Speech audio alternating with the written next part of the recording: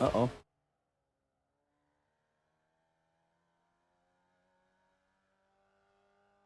That's right. Yes, that's the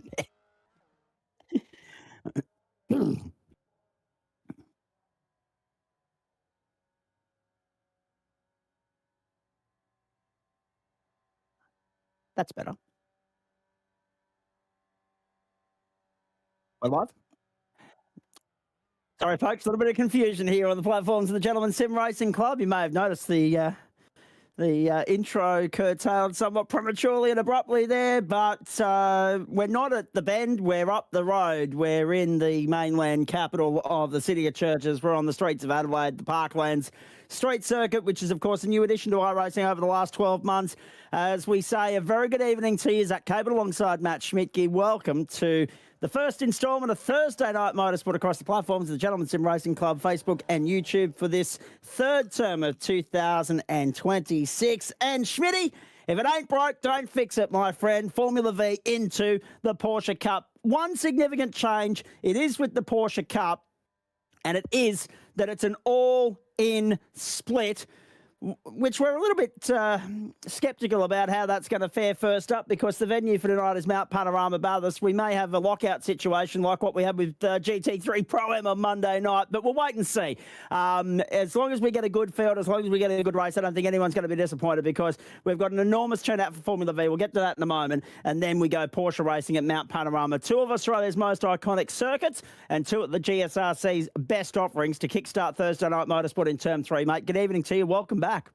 Good evening, Zach. Yep, big field tonight and two great circuits. It's going to be interesting to see what happens.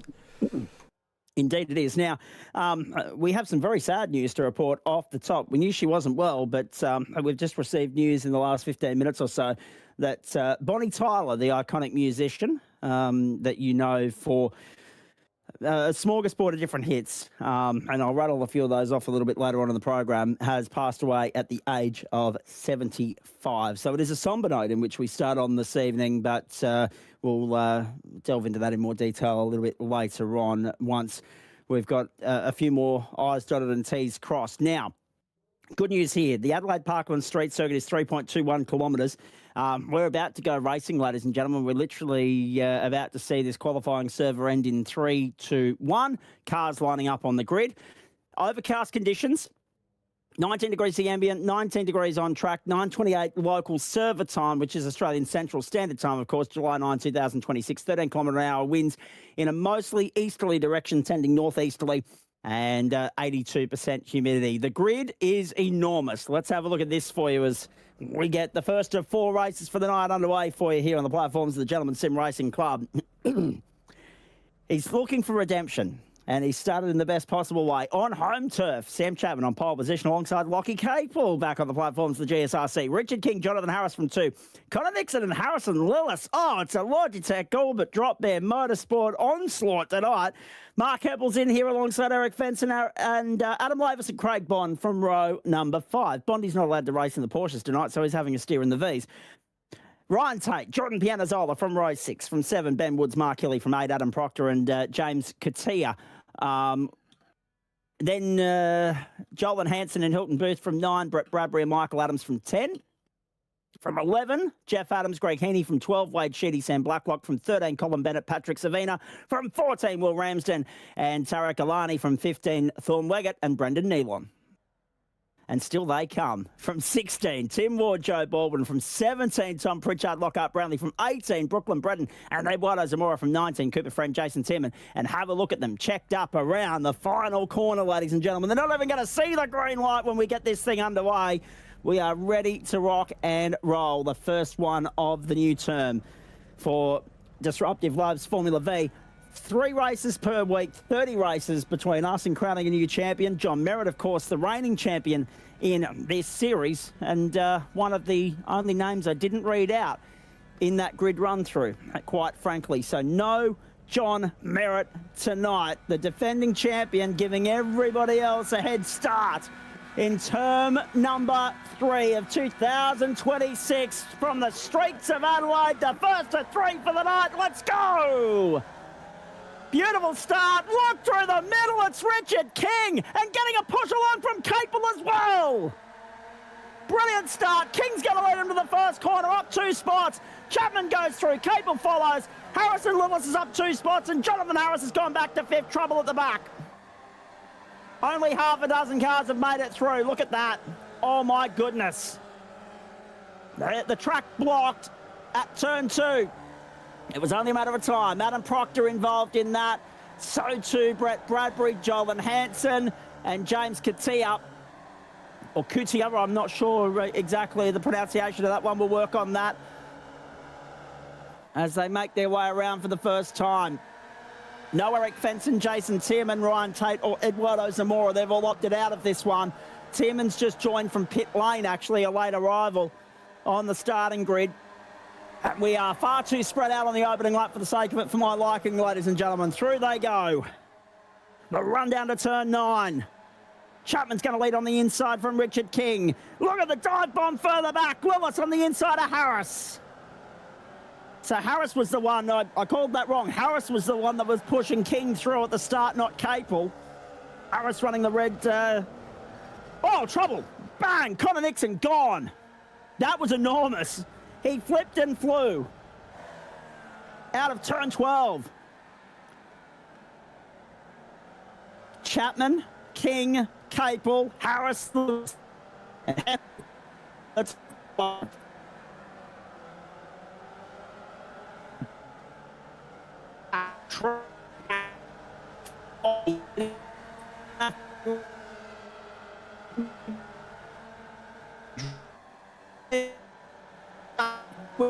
nothing.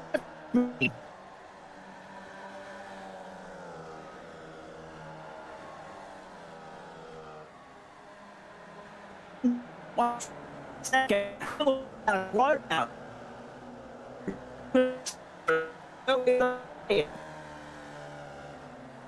Also,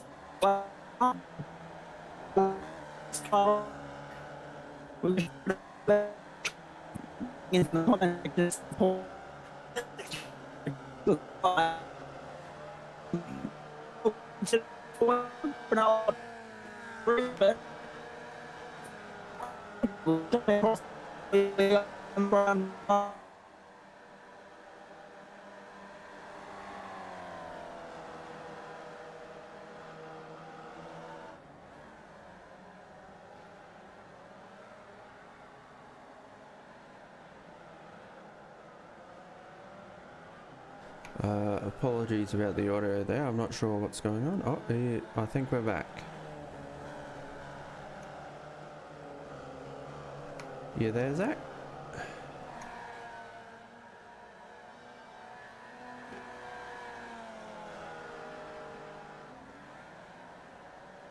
Yep, sorry, I'm not sure what's going on. The audio, oh, it's gone again. I think if anyone in the comments could say whether I'm coming through all right. I'm not sure if it's a Discord problem or my internet as a whole problem, so if anyone could let me know, that would be great. Now, Lockie Capel has... What happened there? Did you I drop out or did you drop out? That was weird. Yeah, I'm not sure. I think my Discord was being weird. I went to 5,000 ping a couple of times, so you completely disappeared for me. Okay, copy that. Apologies, folks. Obviously, it's been a week for it. Adam Lavis has had technical issues as long as the main straight. And unfortunately, obviously, we've already had an issue at your end as well. I wondered why, when I went to clear my throat there a few moments ago on through to Matt Schmidtke, I didn't get anything back. And that'll explain it. 5,000 ping, that'll do it. Stay with us, folks. We'll persevere. Seems the first one of the new term. Have we got anyone in the comments section already, Schmitty, or not? I did. When you'd completed the dispute, I asked if someone could say whether I was coming through all right, but I haven't seen a comment pop up, so I'm not sure. Copy. I was going to say, I only that was an instant click and click, so it was almost as quick as you could click the finger that I disappeared and came back for. I heard the sound effects in my ear to suggest that someone had left and entered the room, and only Zach went full robot. Yeah, well, that'll be because of the issues at Schmitty's end, not mine, as he's already detailed. Thank you for the feedback there. Down the main straight, 3 gone on the streets of Adelaide. We're looking good for 7 laps here too, Schmitty. That's important to note. 7 laps likely to be the journey. Lockie Capel has dropped back to 6th spot. Now 5th, gets by Adam Lavis. We've picked up Jordan Pianazzola in the thick of it in the fight for 7th, 8th and 9th. We've got, have a look at that. Have a look at your totem pole, folks. Right, top 12. 4 battle packs of 3. It's fantastic.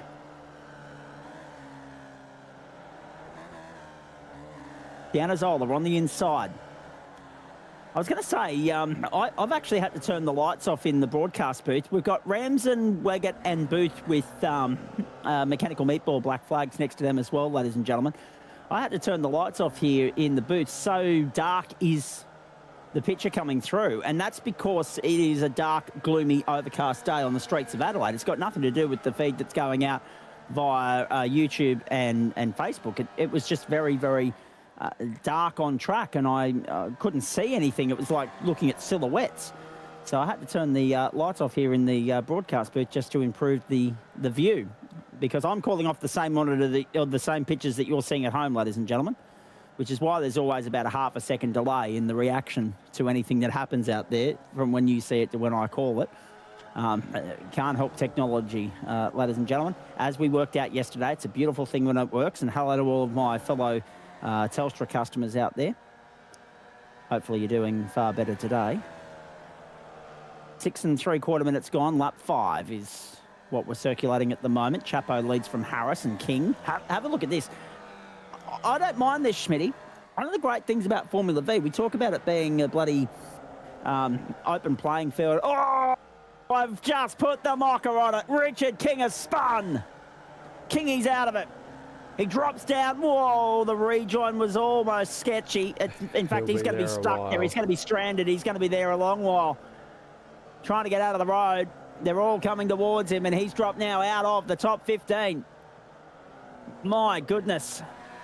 Joe Baldwin will gobble him up there on the outside. He goes to 15th as Trucker. Into the invert pole goes Richard's teammate, Jeff Adams.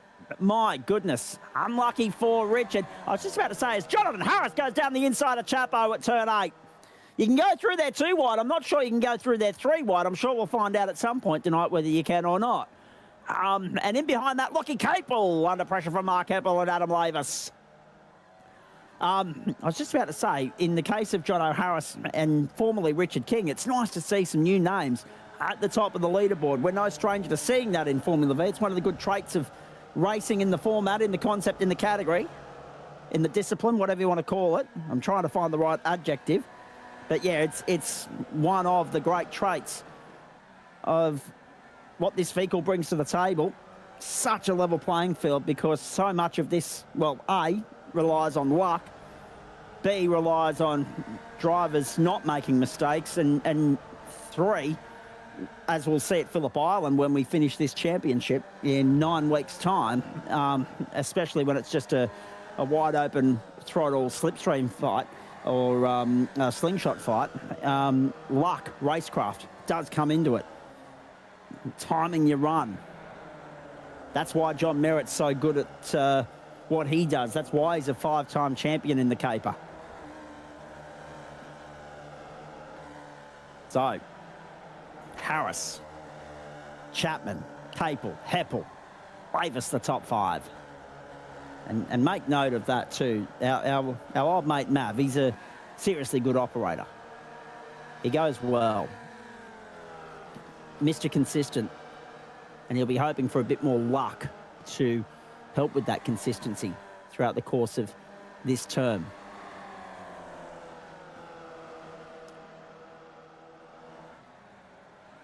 So, next time by, if I've done my maths correctly, final lap. But Harris might not get there. We might not get back to the line to get that final lap underway. We might be about to be flagged here, ladies and gentlemen. I think we are, actually. I don't think they're going to make it back. 16 seconds on the clock, 15, 14, 13, 12. Oh, last turn. Can they get an extra lap in, or is Barney flying the flag? Let's wait and see. Down the main straight. 5, 4, 3, 2, 1. I think that We're going again, aren't we? We're going again. I don't see any checkered flags being waved. No.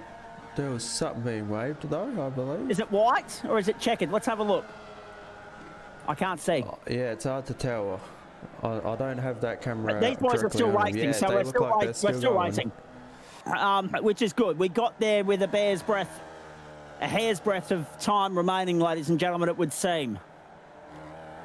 There was someone in trouble going down the main straight. Contact at the start of the final lap. I'm not sure who that was. Harrison Lillis has stayed 6th. Jordan Pianazzola up to 7th. Michael Adams to 8th and Jeff Adams to 9th. Colin Bennett, Greg Heaney, Wade Sheedy, Mark Hilly, Patrick Savina and Craig Bond back to 15th spot. Richard King to 16th. Truckers dropped down to 19th. Down the inside, Chapman beautiful on Harris. Now it's about the defence for Chapo. The run to the checkered flag, the final time. Let's wait and see. Around the outside goes Harris. He fancies his chances. He bogged it down. That'll be it. That'll be Chapo's ball game. Game, set and match. To the man that unfortunately robbed himself of the title last term by booking a bloody holiday through the campaign.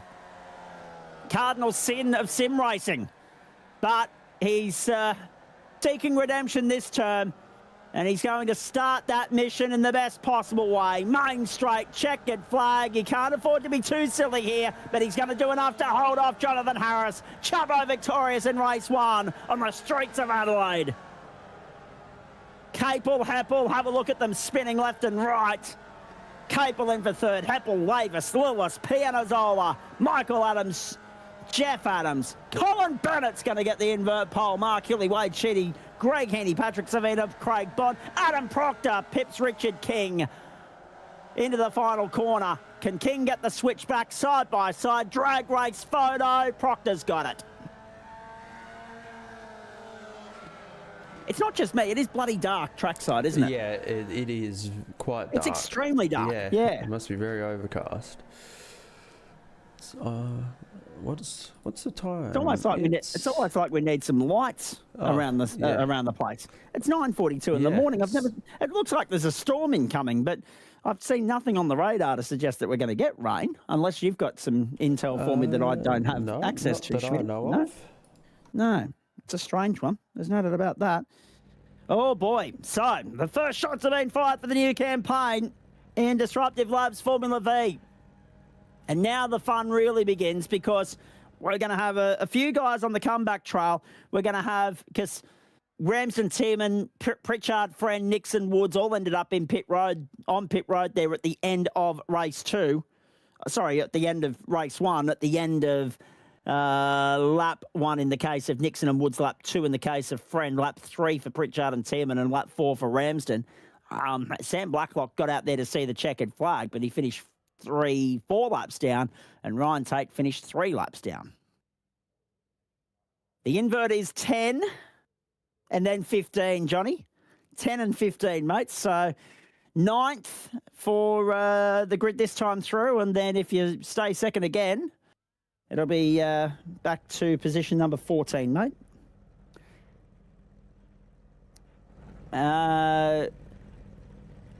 QTR. I had it right. Excellent. Good. Thank you.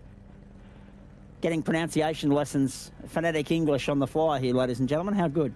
But yes, Katia, I did get that right first time through. Back yourself, Zach. Excellent. You don't know, because the English language should be simple, but is anything but. Let's have a look at the grid. Race 2, the invert top 10. You know how that flies and flows, ladies and gentlemen. Colin Bennett, Jeff Adams, Michael Adams, Jordan Piano, Zola Harrison, Lewis, Adam Lavis, Mark Keppel, Lachlan Capel, Jonathan Harrison, Sam Chapman.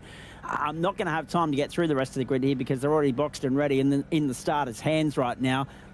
Matty Schmidtke's going to run it through there for you.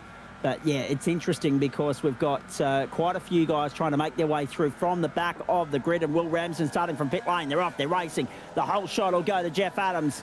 Got up on the outside of Colin Bennett. They're going to be side by side on the run to turn 1. Jeff Adams and Michael Adams both pounce on Colin Bennett, who's also lost out to Jordan Pianazzola. No! There goes Jeff Adams. Trouble left and right. Cars everywhere. Oh, boy. Ooh, that was worth the wait. Massive shunt to start the second race. The Disruptive Loves Formula V on the streets of Adelaide. And they're still crashing at the back. Oh, and oh my out of goodness. turn and 4. at turn 4. Don't be surprised if we get a safety car here, folks. My SDK goodness. cannot keep up with what's happening. It's just... That is carnage. On the tow rope already, Brooklyn Braddon, Jeff Adams, Michael Adams, Jordan Bianazola, Greg Heaney, Sam Blacklock, Cooper Friend, Tim Ward and Will Ramsden. A quarter of the field gone on the tow rope already, and it keeps getting worse. Only 24 cars still on the track. They're racing through turn 8. Harrison Lewis up on the outside, has gone to first. Adam Lavis and Mark Keppel trying to go with him. Adam Lavis to the outside at turn 9. Lewis to the lead. They're all up +4. Bondi's up +11. Lavis up the inside. Goes to the lead. Look at all of the meatballs. Holy... Blair, Brownlee, Sheedy, Healy, they're all heading back to pit lane. Hanson, Katsia, Tierman, Proctor. There's another 8 that aren't on pit road at the moment, Schmitty. What the hell? Well, we said it would be good. We said it would be good. Brett Bradbury's been carved up for the second night in succession. Here comes Adam Lavis down on the outside of Harrison Lewis. See, it's problematic because we've wiped out half the field on the opening lap, right? But at the same time, at least it hasn't diminished the product at the front. Normally when this happens and we lose all of our regular, our prominent contenders, you get a spread out sort of processional affair. That's not going to happen here because look at this. Lewis leads by 1.4. Adam Lavis has got his hands full trying to keep hold of Mark Keppel, Lachlan Capel, Craig Bond. Chapo's up 4 spots. Richard King, Hilton Burt, Jonathan Harris caught up early on. He's 10 seconds down the order. He's back in 9th, exactly where he started. He's the only one in the field with a 0 next to his name at the moment. What the hell? Only 16 cars got through the opening lap without having to go to pit lane. And Adam Proctor hasn't been able to get back to pit lane yet. He's still limping round. Will Ramsden didn't even bother coming out onto the racetrack. He was intending to start from pit lane, and I don't think he's bothered. But he should get out there because he'll gain a heap of spots. That is one of the bigger Formula V incidents we have ever seen, we are probably ever going to see. Not just on the platforms of the Gentleman Sim Racing Club, but also iRacing more broadly. Harrison Lewis is gone! Lewis is gone now! From the lead! And that is crabbing like all buggery! Lewis will be on the tow rope before you know it, or will be on pit lane for a fast repair if he can switch it through. Oh, look at the struggle! Harrison Lewis, the latest casualty on the streets of Adelaide.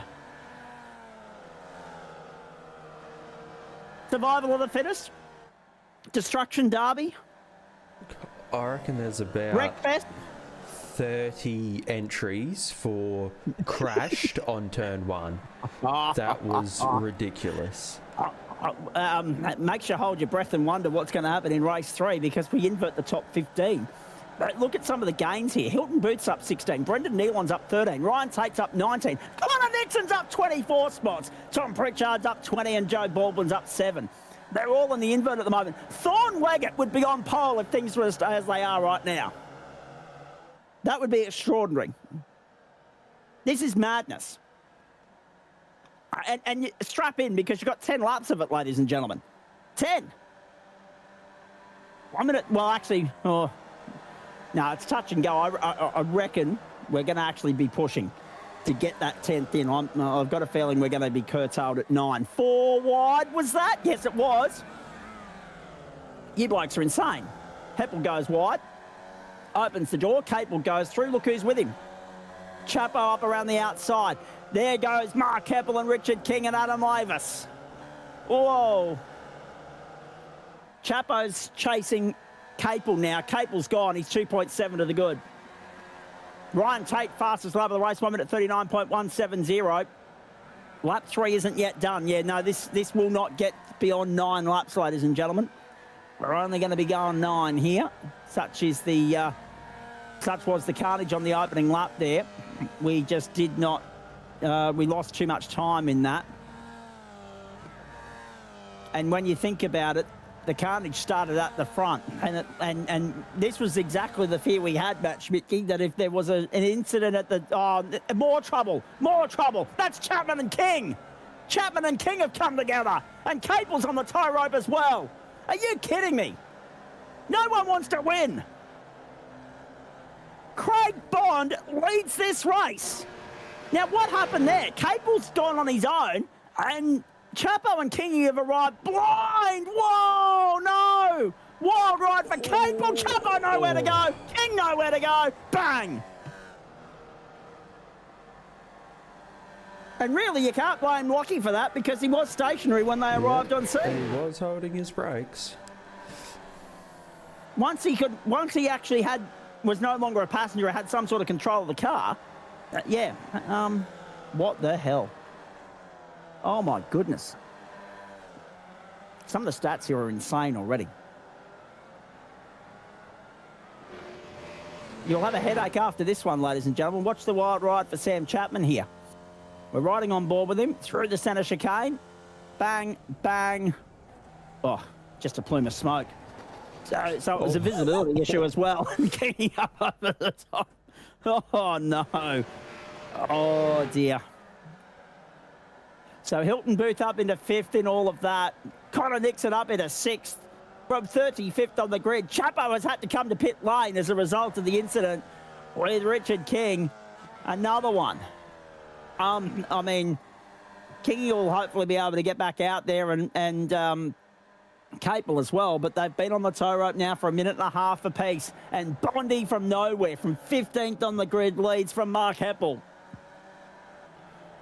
And as I said, because of the way in which this race has played out with all the crashes and casualties, we're only going to get 9 laps here. We're only halfway. But I don't think we can top the second half of this race with the amount of action that we've seen in the first. We'll have to go back and have a look at a replay of that lap 1 carnage as soon as possible. Things are starting to settle down out there, but you know what? As soon as we hit the replay button, all hell's going to break loose on the track again. Tom Pritchard, the latest to go to pit lane. Oh, my goodness gracious. There's only currently 2 groups of 2 cars within a second of each other. Everyone else is over a second spread out. So exactly what I was fearing wasn't going to happen this time round has now happened. Just repeating the news, total eclipse of the heart singer Bonnie Tyler dead at the age of 75 was the breaking news as we were going on air tonight, ladies and gentlemen. Also did her own version of Simply the Best before the more famous cover version of it was done by Tina Turner. Both now, of course, singing in the skies above. Singing in the afterlife. So that was turn 1, but the bigger wreck, I think, ended up being turn 4. Yeah. The bigger wreck was turn 4. Well, I think Jeff spun, and then we couldn't see from the angle I had. There was a lot of crashing happening just off screen as well. I've never seen so many meatball flags handed out on the opening lap of a GSRC competition race. That was insane. Benny Woods. No, they're already crashing up there. Oh, it's just a pinball game up there. Yep. It's a car park. It's an obstacle course. Dear, oh dear. You know what I was saying to you before we got on air? About where I'd rather be tonight? I'm very content with my position in the booth at the moment. I do not envy the race control team in the slightest. Yeah, well, there's so much carnage. That might be a tomorrow job. Job. So much carnage. I'm actually really surprised that they didn't deploy the safety car, quite frankly. Honestly, I almost went and pressed the button. It was that bad. Yeah. And you know what? I wouldn't have blamed you if you did. Like, there's so much carnage. I don't know who to click on to see what happened. There's just that many people that are marked as having crashed. Extraordinary stuff. So, in the meantime, we've actually picked up some decent battles on track now. Connor Nixon down on the inside of Hilton Booth. That is for P5. He's up 30 positions already. Is Connor Nixon. What a drive. To stay out of trouble in this carnage-packed, incident-riddled race is an achievement in itself. More carnage at turn 1. There's smoke blowing everywhere there. So, yep. That's Mark Heppel driving away from the scene of the crime. So Mark Heppel's had a spin. Mark Heppel's had a moment. Now, was he trying to pass Bondi, or has he gone on his own? That's what I want to know, because Heppel's dropped down to 4th. Heppel is now 4th behind Jonathan Harris. Adam Lavis has gone to 2nd, and Bondi leads by nearly 5 seconds. All on the curbs, all on his own goodbye. Oh, did remarkably well to keep it off all the tyre and concrete walls around him. Remarkable. Have a look at the boy from Gundagai. Have a look at this. We won't need the end of it from him if he goes on and wins this thing. Chapo, I thought, was on there for the double a short while ago, but now he's 11th. Who holds the invert pole? James Katia. Katia is on pole position. Wowee. We've still got to get through this lap and 2 more. And there's no shadow of a doubt that this ends at 9 laps now. Richard King off the road again. Jonathan Harris with his hands full of Mark Heppel at the moment, trying to hold on to 3rd. Schmitty and I also, we had a discussion before going on air, ladies and gentlemen. I always make a coffee before we get going, but on a Formula V night, I usually don't get a chance to have a sip of it during the V portion. So far, that remains status quo. We're 2 heats in almost, fully, and I haven't had so much as a mouthful. All I've done is stir it so far. Oh, such has been the lack of opportunity to come up for air here. 12 minutes gone, 3 to go, 2 laps to go. Bondi the leader on the streets of Adelaide. Don't forget, well, actually, to be honest, I don't know if the Porsches can top this level of carnage when we get to Mount Panorama. I mean, the volume and the quantity of the field might help produce some more action up there. But I'm not sure we'll see a crash as big as what we saw in lap 1 here of race 2. I don't think it's possible, though. There's already 41 cars in the Porsche car. Plus, there'd have to be at least 10 people in the V's here that'll jump over, if not more. I reckon there might actually be a couple of our guys here that might jump ship early just to secure their spot on the grid, just to ensure they can go racing. Yeah. Because at this point, I'm looking through the field. Bondi's out tonight because he's suspended. Incident points, etc. Lavis will jump across. Harris will... I'm not sure about Johnny. Connor Nixon, maybe. Joe Baldwin, if he's got an opportunity, he'll go and race. Chapman will, because he's got a championship to defend. I'm not... Just looking down the order, Jeff Adams will jump across. Sam Blacklock might. Greg Heaney will. Brett Bradbury will. He's up to 21st.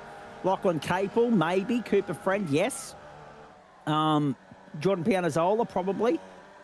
Joel Hansen, Patrick Savina, Richard King, Benny Woods.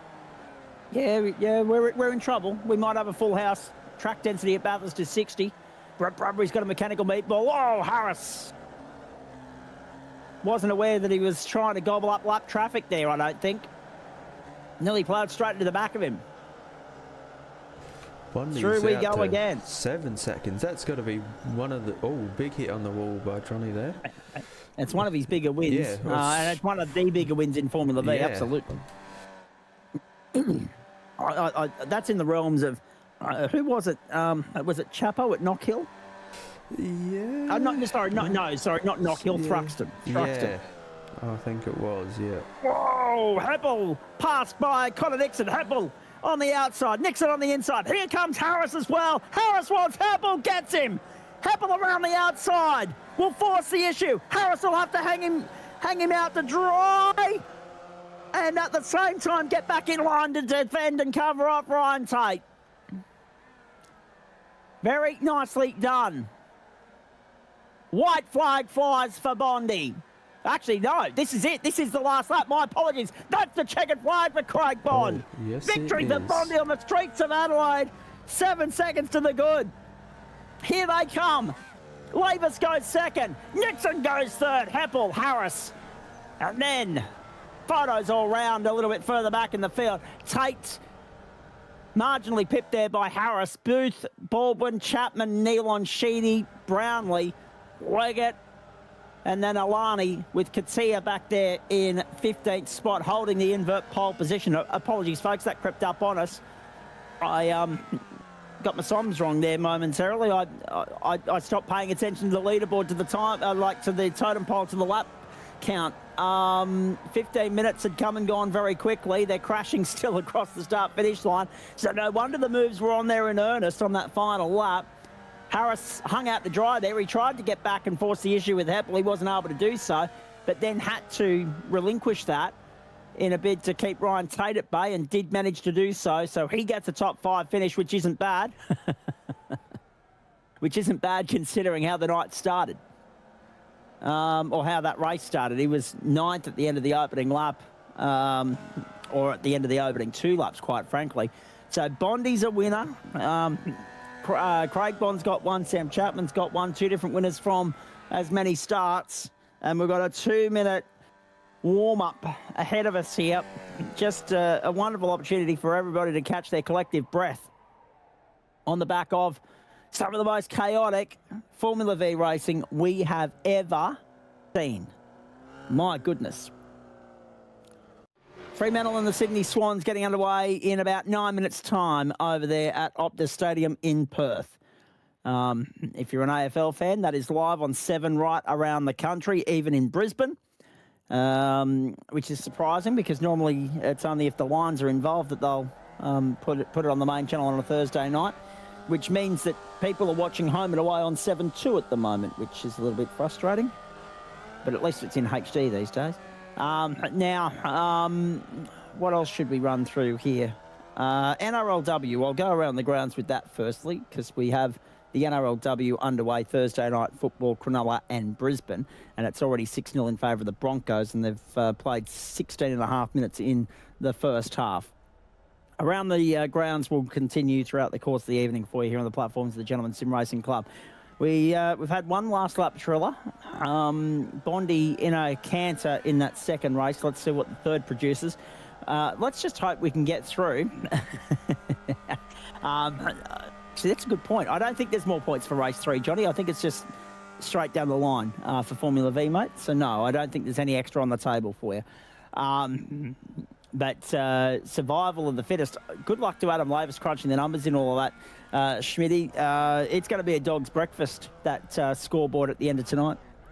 Yep, it's going to be everyone all over the place. Although he's a chance of a round on us because he's been in the top 5 twice already. Keeping your nose clean. Such a big, important part of the narrative here. Who would have thought? Unbelievable stuff. Hope you enjoyed that. Hope you'll also enjoy race 3. Porsche's coming up from Mount Panorama. Huge crowd lining up for that one already. So that's a good sign that we're back in business on the platforms of the Gentleman Sim Racing Club. But whether the love for the Porsche will remain throughout the course of the next 9 weeks or whether we'll lose a few people along the way remains to be seen. My money's on the latter, Schmitty. I don't think we'll retain 60 in the Porsches all season. Yeah, I think there'll be some people that back. Well, there'll hopefully be one new car next week, at least. Yes, you, exactly. As Andrew Neil will most likely be back here in your seat for the main course. Finally, a little bit brighter looking skies there on the streets of Adelaide. We didn't see Jordan upside down in the staircase section, one of many casualties in race 2, no doubt. We'll go back and have a look at the replay at some point, mate, I am sure. In the meantime, they're lining up for race 3. I didn't even do the usual plugs, but we'll get to all that post-race. There's the grid for you. James Katia, Tarek Alani, Thornwiggett and Lockhart Brownlee from the second row. Wade Sheedy, Brendan Neal on the third row. Sam Chapman, Joe Trucker Baldwin from the fourth row. I'm here with Trucker tomorrow night for IndyCar from St. Pete. Make a note of that. Hilton Booth, Ryan Tate from 5, John Harris and Mark Apple from 6, Connor Nixon and Adam Lavis from 7. Bondi alongside Michael Adams on row 8, Jeff Adams and Sam Blacklock from 9, Colin Bennett and Greg Heaney from 10. Brett Bradbury, Lachlan Capel, Cooper Friend, Adam Proctor, Brooklyn Braden, Jordan Pianazola, Jolan Hanson, Jason Tierman, Patrick Savina and Richard King make up the field. Ben Woods, Tim Ward and Will Ramsden have also joined in for the fun of the fair. Let's go to work and hold your breath as the 33 of them storm towards turn 1. Thornwiggett's made an okay start. Oh, hold on, boys. Gone. There it is. Up and over. See you later. Oh, boy. Well, that was unfortunate. I just clicked on one car waiting to see what would happen. Oh, they're still crashing there. You can see all those shadows. Still crashing. We've got an enormous crash again at turn 1 and 2, and there could be another one looming here at turn 5. On the tow rope, Brett Bradbury. Oh, he can't take a trick. Richard King, Jeff Adams, Bondi also on his lid and out of business. So too Cooper Friend. We've lost another 5 of them on the opening lap of race number 3. Now Adam Lavis off the track again as well. Oh, poor old Adam Lavis couldn't take a trick that time round. He was on he'd had 2 solid results and safety car boards and flags. More carnage further back. Someone in the wall back there? Mark Heppel, I think.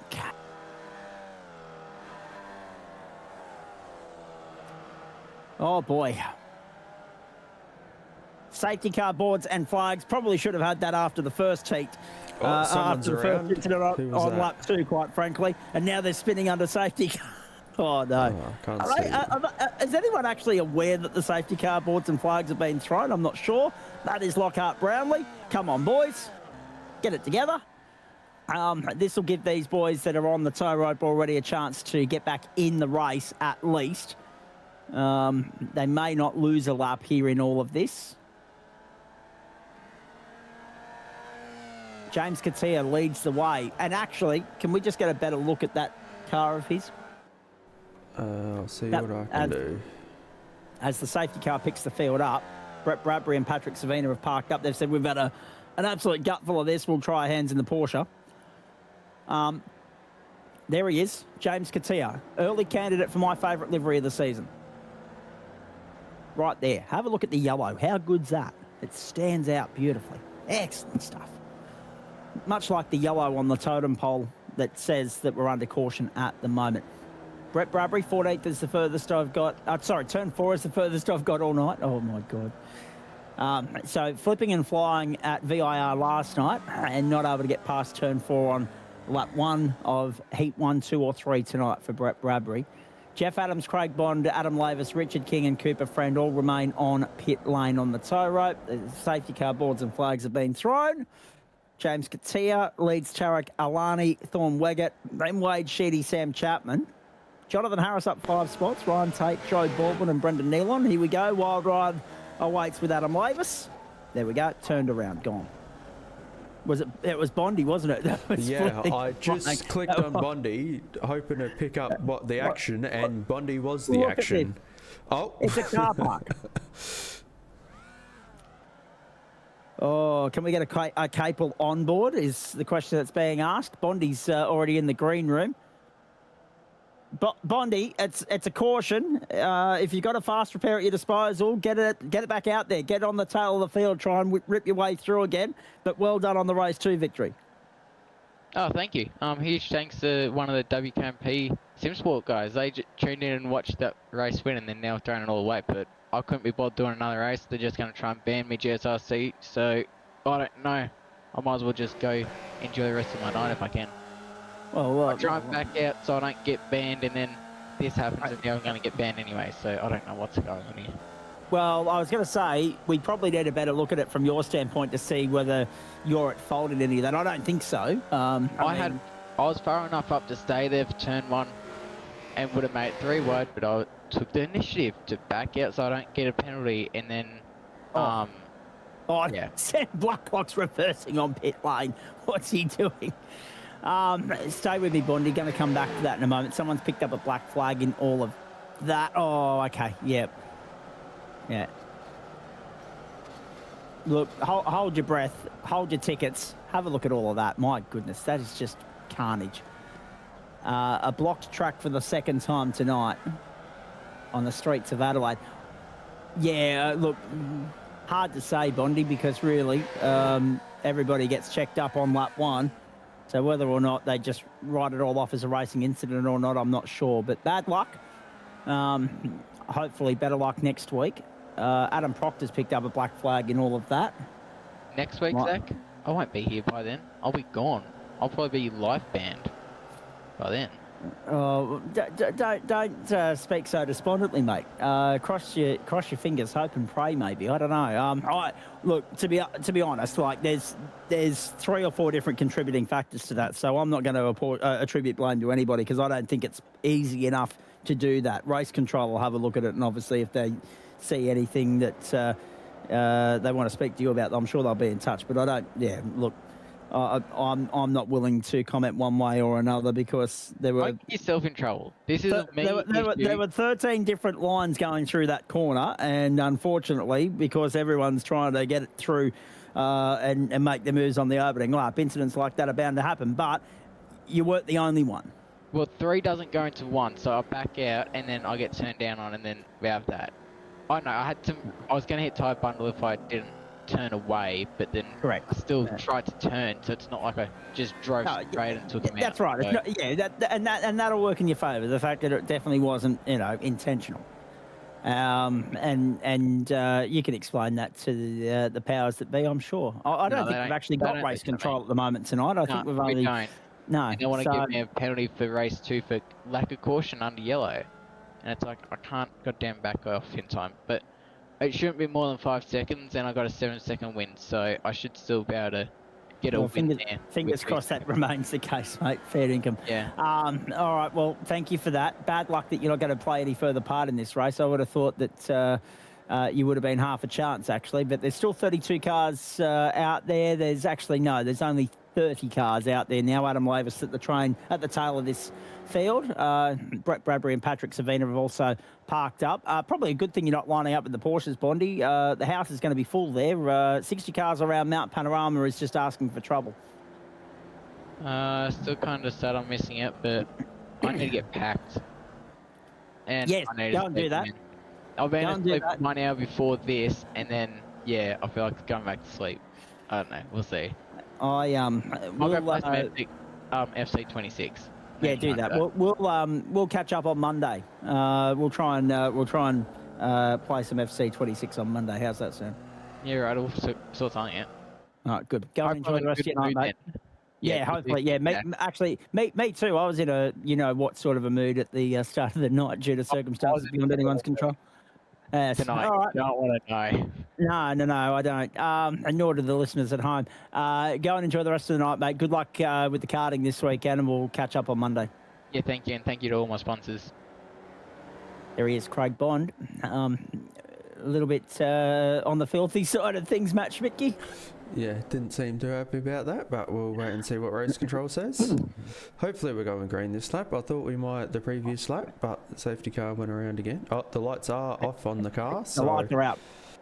This is going to be 4 laps at the line, ladies and gentlemen. 4 laps. That's all you're going to get. So hold your breath. James Katia holds the lead, but for how long?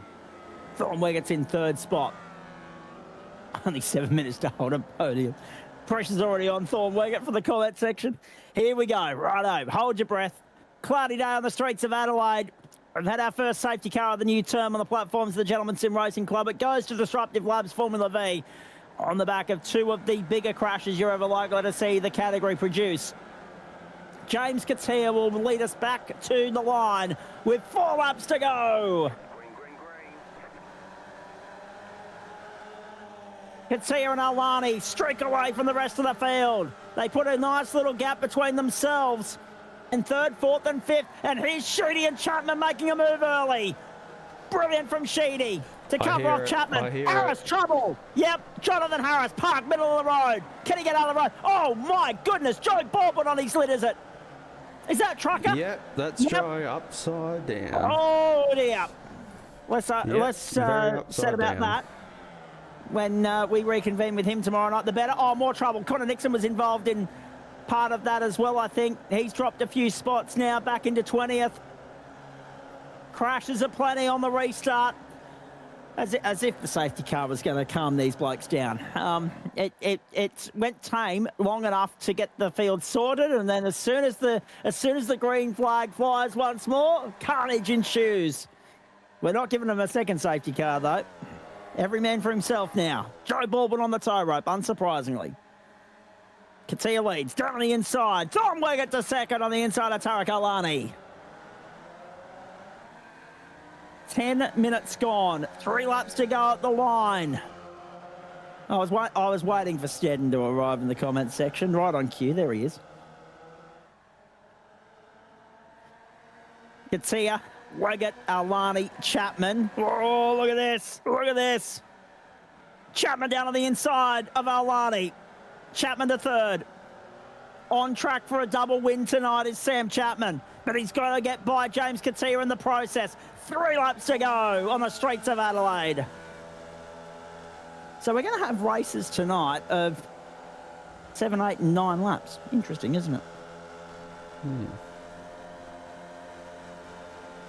Just not in that order. Yeah. Yeah, the Thorn. Yeah, the Thorn. Very good. I like it. Chapman down on the inside. Gets by Wiggett. Makes light work of him. Down into second he goes. Wiggett hangs tough around the outside, now has to cover off the would-be attack of Wade Sheedy and also Tarek Alani. Sheedy's got by Alani. Chapman goes back to fourth now because Sheedy gets down on the inside and Wiggett went with him. Wiggett got back up into second, kept Chapman at bay. Here comes Alani back down on the inside. No, he tucks in behind Chapman. So all of a sudden, Chapo went up 1, went down 2. Alani down on the inside for turn 8. No, again, thinks better of it. Now he tries the outside and Sheedy down on the inside of Wiggett. And now, have a look at this. The slipstreaming. The dancing. It's relentless. So this is what $10 gets. Oh, dear. Trouble. James Katia, the race leader, is gone. All on his lonesome. Snatches defeat from the jaws of victory. Oh, my goodness. 2 to go. Sheedy and Wiggett are side by side. Sheedy bogged it down. Wiggett leads on the streets of Adelaide. Let's go. Can't believe I didn't know this was... Yeah, exactly. We only advertised... Wiggett! Caught by the ripple strips of the centre chicane. Thorn's Knot is done. Hopes have been dashed. Chapman goes back to the front.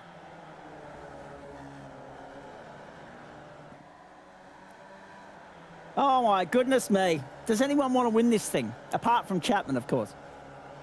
He won't say no to a race win. Benny Woods is on the tow rope. James Katia is on the tow rope. Their race done and run. Thorn Wiggett has dropped to 21st position.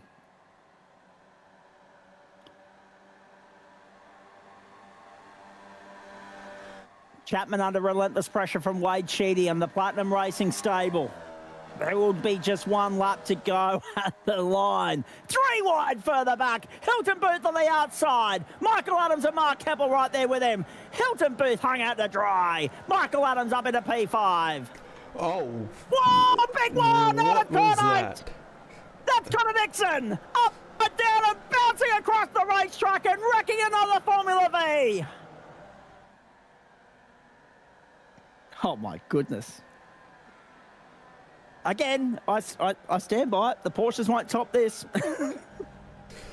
Connor Nixon also now on the tow rope on pit lane. White flag flies in Adelaide. Let's go. One more time around. Chapman pulling clear of Sheedy. They've broken clear of Lockie Cable and Tarek Alani. Hilton Booth and Michael Adams. Greg Heaney's up in a 7th. Are you kidding me? I think... And by side of the runner, turn 1. Heaney up in a 6 now. Gets by Michael Adams. Heppel, Blacklock, Nealon and Will Ramsden make up the top 10. And Cable sweeps around in front of Tarek Alani to go to 3rd. This is going to be some kind of record for amount of cars that have ended up on their lid. And also the amount of meatballs that have been handed out in any given night of racing. Meatballs in a single race. Oh my goodness. Holy. And Brooklyn Brennan now on the tow rope as well. So he's also fallen foul of the streets of Adelaide on the final lap. Fastest lap of the race, Michael Adams, 1:38.439. Don't ask me to give you a round winner, folks. I think it's going to be Chapo, but I'm not 100% confident. Yeah, someone who got just some decent finishes in all 3 races could pip him, but I would think Chapo was the most likely candidate, but we'll have to wait and see. Well, considering that he, what is he, +6 in this one, so we got back to 8th or 9th in the previous race. Oh, yeah, then I'd put it on him. Yeah. I think that's going to be good enough on a night full of chaos, carnage, and drama. Collateral damage, chaos personified, multiplied, squared, whatever you want to call it. And Chapo still somehow finds a way to prevail victorious on his home circuit. Chapo and Vermilion on top in Disruptive Labs Formula V, round 1 of the new season on the streets of Adelaide. Oh my goodness. Wade Sheedy in for 2nd, Lachlan Capel 3rd. I don't think we've had anyone double up with a podium appearance tonight apart from Chapman. Look at that, 4 of them. Photo finish, Harris for 10th ahead of Pianozola, Bennett and Tate. Then Nealon in for 14th. But behind Sheedy and Capel rounding out the podium, Tarek Alani. Whoever come last after driving around for all 3 races needs a plaque. Yeah, that's fair. Tarek Alani, Hilton Booth, Greg Heaney, 6, Mark Hebbel, Michael Adams, Sam Blacklock and Jonathan Harris, the top 10. Pianozola, Bennett, Tate, Nealon, Hanson, Tierman, Weggett, Ward, Ramsden and Friend make up the top 20. And I ask you this, Matt Schmidtke, would you prefer 3 more of those or what we're about to bring the audience, which is 60 minutes of Porsches? I reckon we'd serve up another 3 V races, quite frankly. Oh, it would be good. I don't know if I could handle it, though. That was a lot of action. I don't know if the ticker on your incident tally board could keep up, actually. Yeah, like genuinely, that race 2 crash, there was just names stuck, empty gaps. The timer just did not know what to do. It was insane. Can you just go back up to the top 20 there for me just for a moment, please? 16th, Jason Tim, and then Thorn Weggett recovered for 17th. 18th in the end, Tim Wardwell, Ramsden, Cooper, Friend, it's showing 20th. So who's dropped out for Cooper to be 21st on that leaderboard now? Something doesn't add up there for me. Let me just compare. Sure. Chapman, Sheedy, Capel, Alani, Booth, Heaney, Heppel. Okay. Heppel 7th, 8th, Michael Adams 9th, Blacklock 10th, Harris 11th, Pianozola 12th, Bennett 13th, Tate. Yep, 14th, Nealon 15th, Hanson 16th, Tierman 17th, Weggett 18th, Ward 19th, Ramsden. Brooklyn Bredden showing 20th on your screen, but he's showing 24th on our timing screen. Yes. And Cooper Friend is showing 21st when you go over the page, but only the top 18 home on the lead lap. That's the level of carnage we've had. Normally the field's covered by, 15, 16 seconds at most, and it's just NASCAR pack racing. But tonight, only 18 of 33 starters on the lead lap at the end. What the hell have we just witnessed? A very exciting start of the season in Disruptive Labs Formula V. A lot of damage done. A lot of incidents to be reviewed. Everything on that provisional, of course, ladies and gentlemen. And I stress provisional because the powers that be here, our race control crew, our stewards team, will be going through the tape with a fine-tooth comb. There is no doubt about that. And that will be at some point over the course of the weekend, I am sure. In fact, they might just now have to cancel all their plans for the weekend, Schmitty, because that could take a while, and not just with the races as a whole, but specifically the big incidents within. Most of the time that they have to spend analysing the tape will be on or with those two big incidents, turn 1 and turn 4, or turn 2 and turn 3, and turn 4 of heat number 2, and of course turn 1 twice in race number 3. My goodness gracious me. Thorn Weggett is in the house, and so is Greg Heaney. I'm not sure anybody else wants to come and have a chat at the moment. They're all trying to secure their spot on the grid for the Porsches. Thorn, you had it there, in your grasp, mate. And then you got too greedy with the chicane. Yeah, I tried something different, Brent. I probably shouldn't have. Yeah, went spinning around in a little bit of a roller coaster. It was good fun. Extraordinary. I guess you are lucky in the sense that all the action and all the carnage and all the big incidents happened around you tonight. You were able to keep your nose clean in that regard. And like Mark Heppel earlier in the race, you were able to keep it off the wall and still get back going, but very costly considering that you dropped from first down to 21st. Yeah, look, you can't have it all. I was just proud to cross the line as P1, so I've officially led at least one lap, even if it was the final corner. Yeah, well, that's exactly right, mate. But hey, yeah. It's a lap led and it counts. It's a nice little stat. It's a very good little starting point. What'd you make of all of that, apart from what we've already said, which was carnage personified? I mean, I don't think I've ever seen any Formula V racing as chaotic as that. But I guess we probably expected it, and that's probably why 38 of you turned up. Yeah, I wish the safety car went 2 laps longer. That would have been good. Put a little bit of a Silverstone.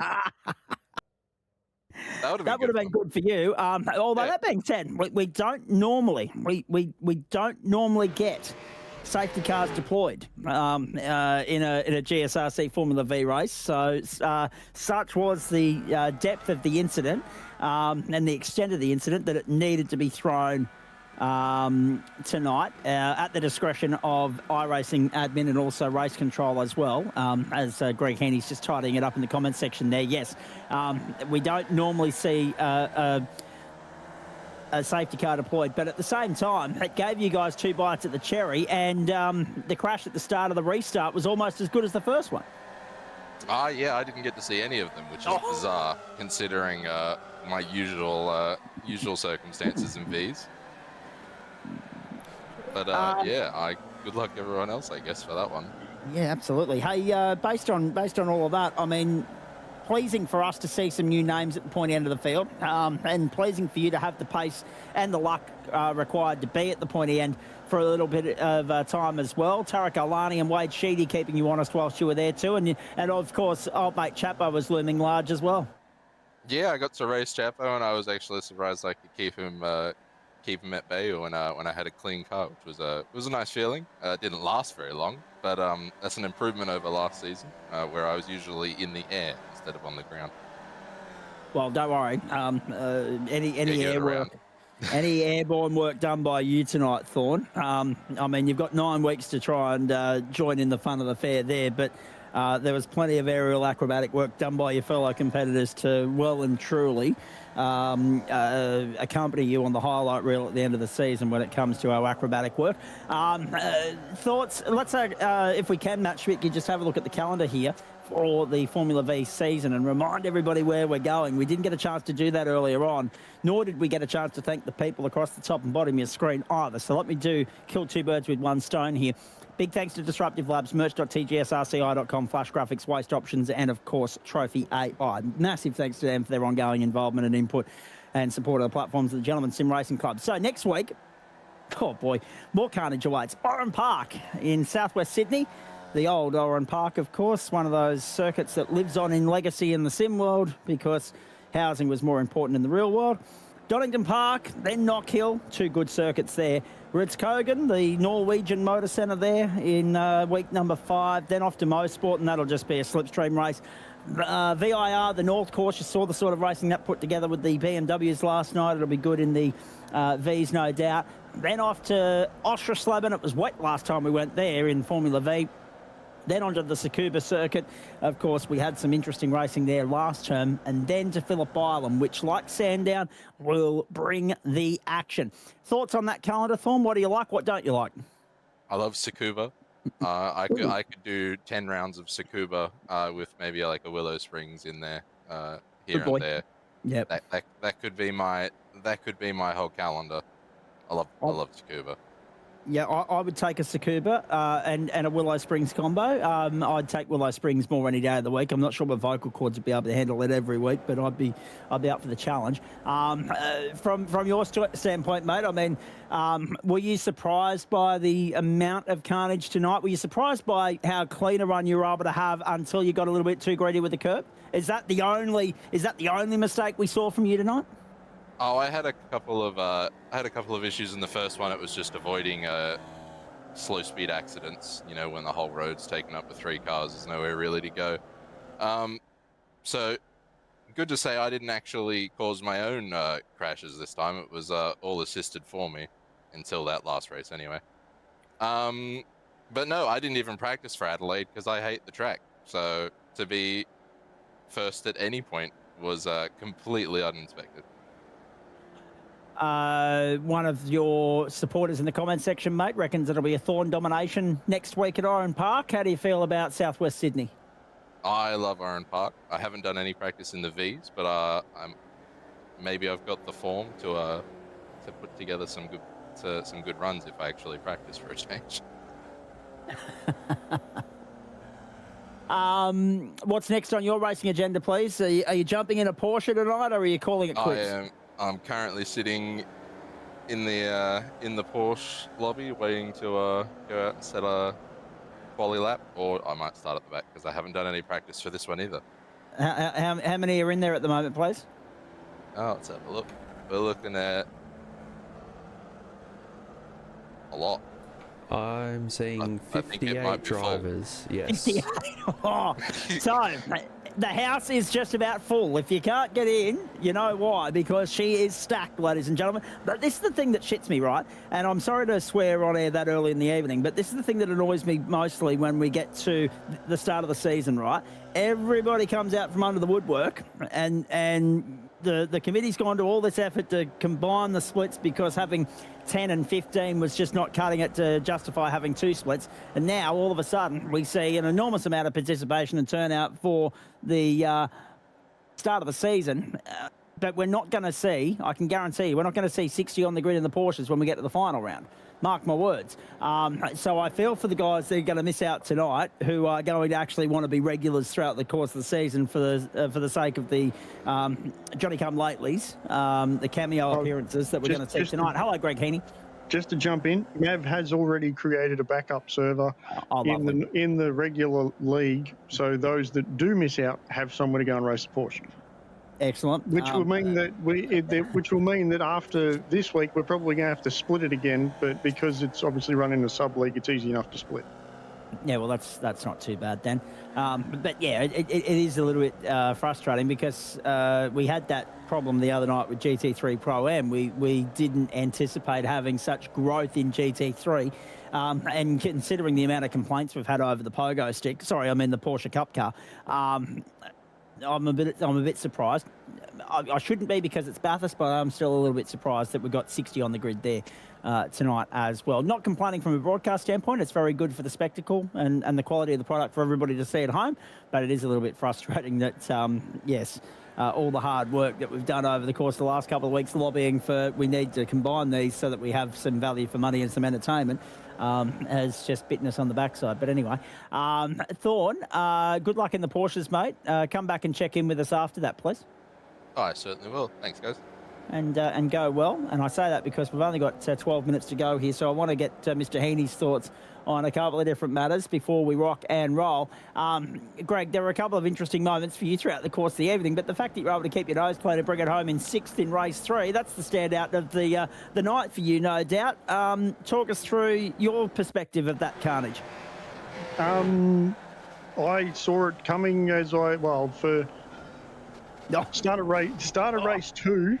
start of race two, I'm like, okay, I didn't exactly get the best launch. Actually, no, I actually got a ripper launch out of the blocks in race 2, and then I've gone through narrow on into the chicane, and I'm like, hang on a minute, I'm in the fence. What happened? And then I watched it back afterwards. And it was unfortunate that, I think I got a slight helping hand. And then for the start of race 3, as you've just seen, it was I saw it happening and tried to move over and get out of the way, and managed to keep my nose clean enough, and then got towards the back end of the race after the restart, and managed to pick my way past cars that were just falling by the wayside, and come around the corner. There's a car over there. There's a car over there. Feel kind of bad for Ben Woods because somebody looped it in front of him, and then I think he's through the centre chicane, and he's jinked to try and avoid it and looped it himself. So I've just kind of gone through the middle. And again, as we saw with poor old Thorn Wiggett, as soon as you get too greedy with the centre chicane, it doesn't matter what you're driving, it bites you. Well, yeah, I managed. I think I copped one slowdown on the chicane tonight.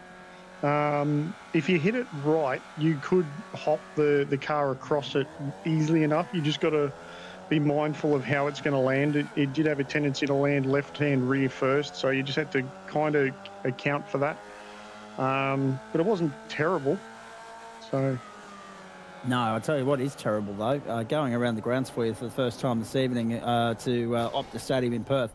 One of the worst kicking terms for accuracy in the season so far, and it's the top of the table clash, Fremantle and Sydney. Fremantle 0.55, Trial Sydney 2.618.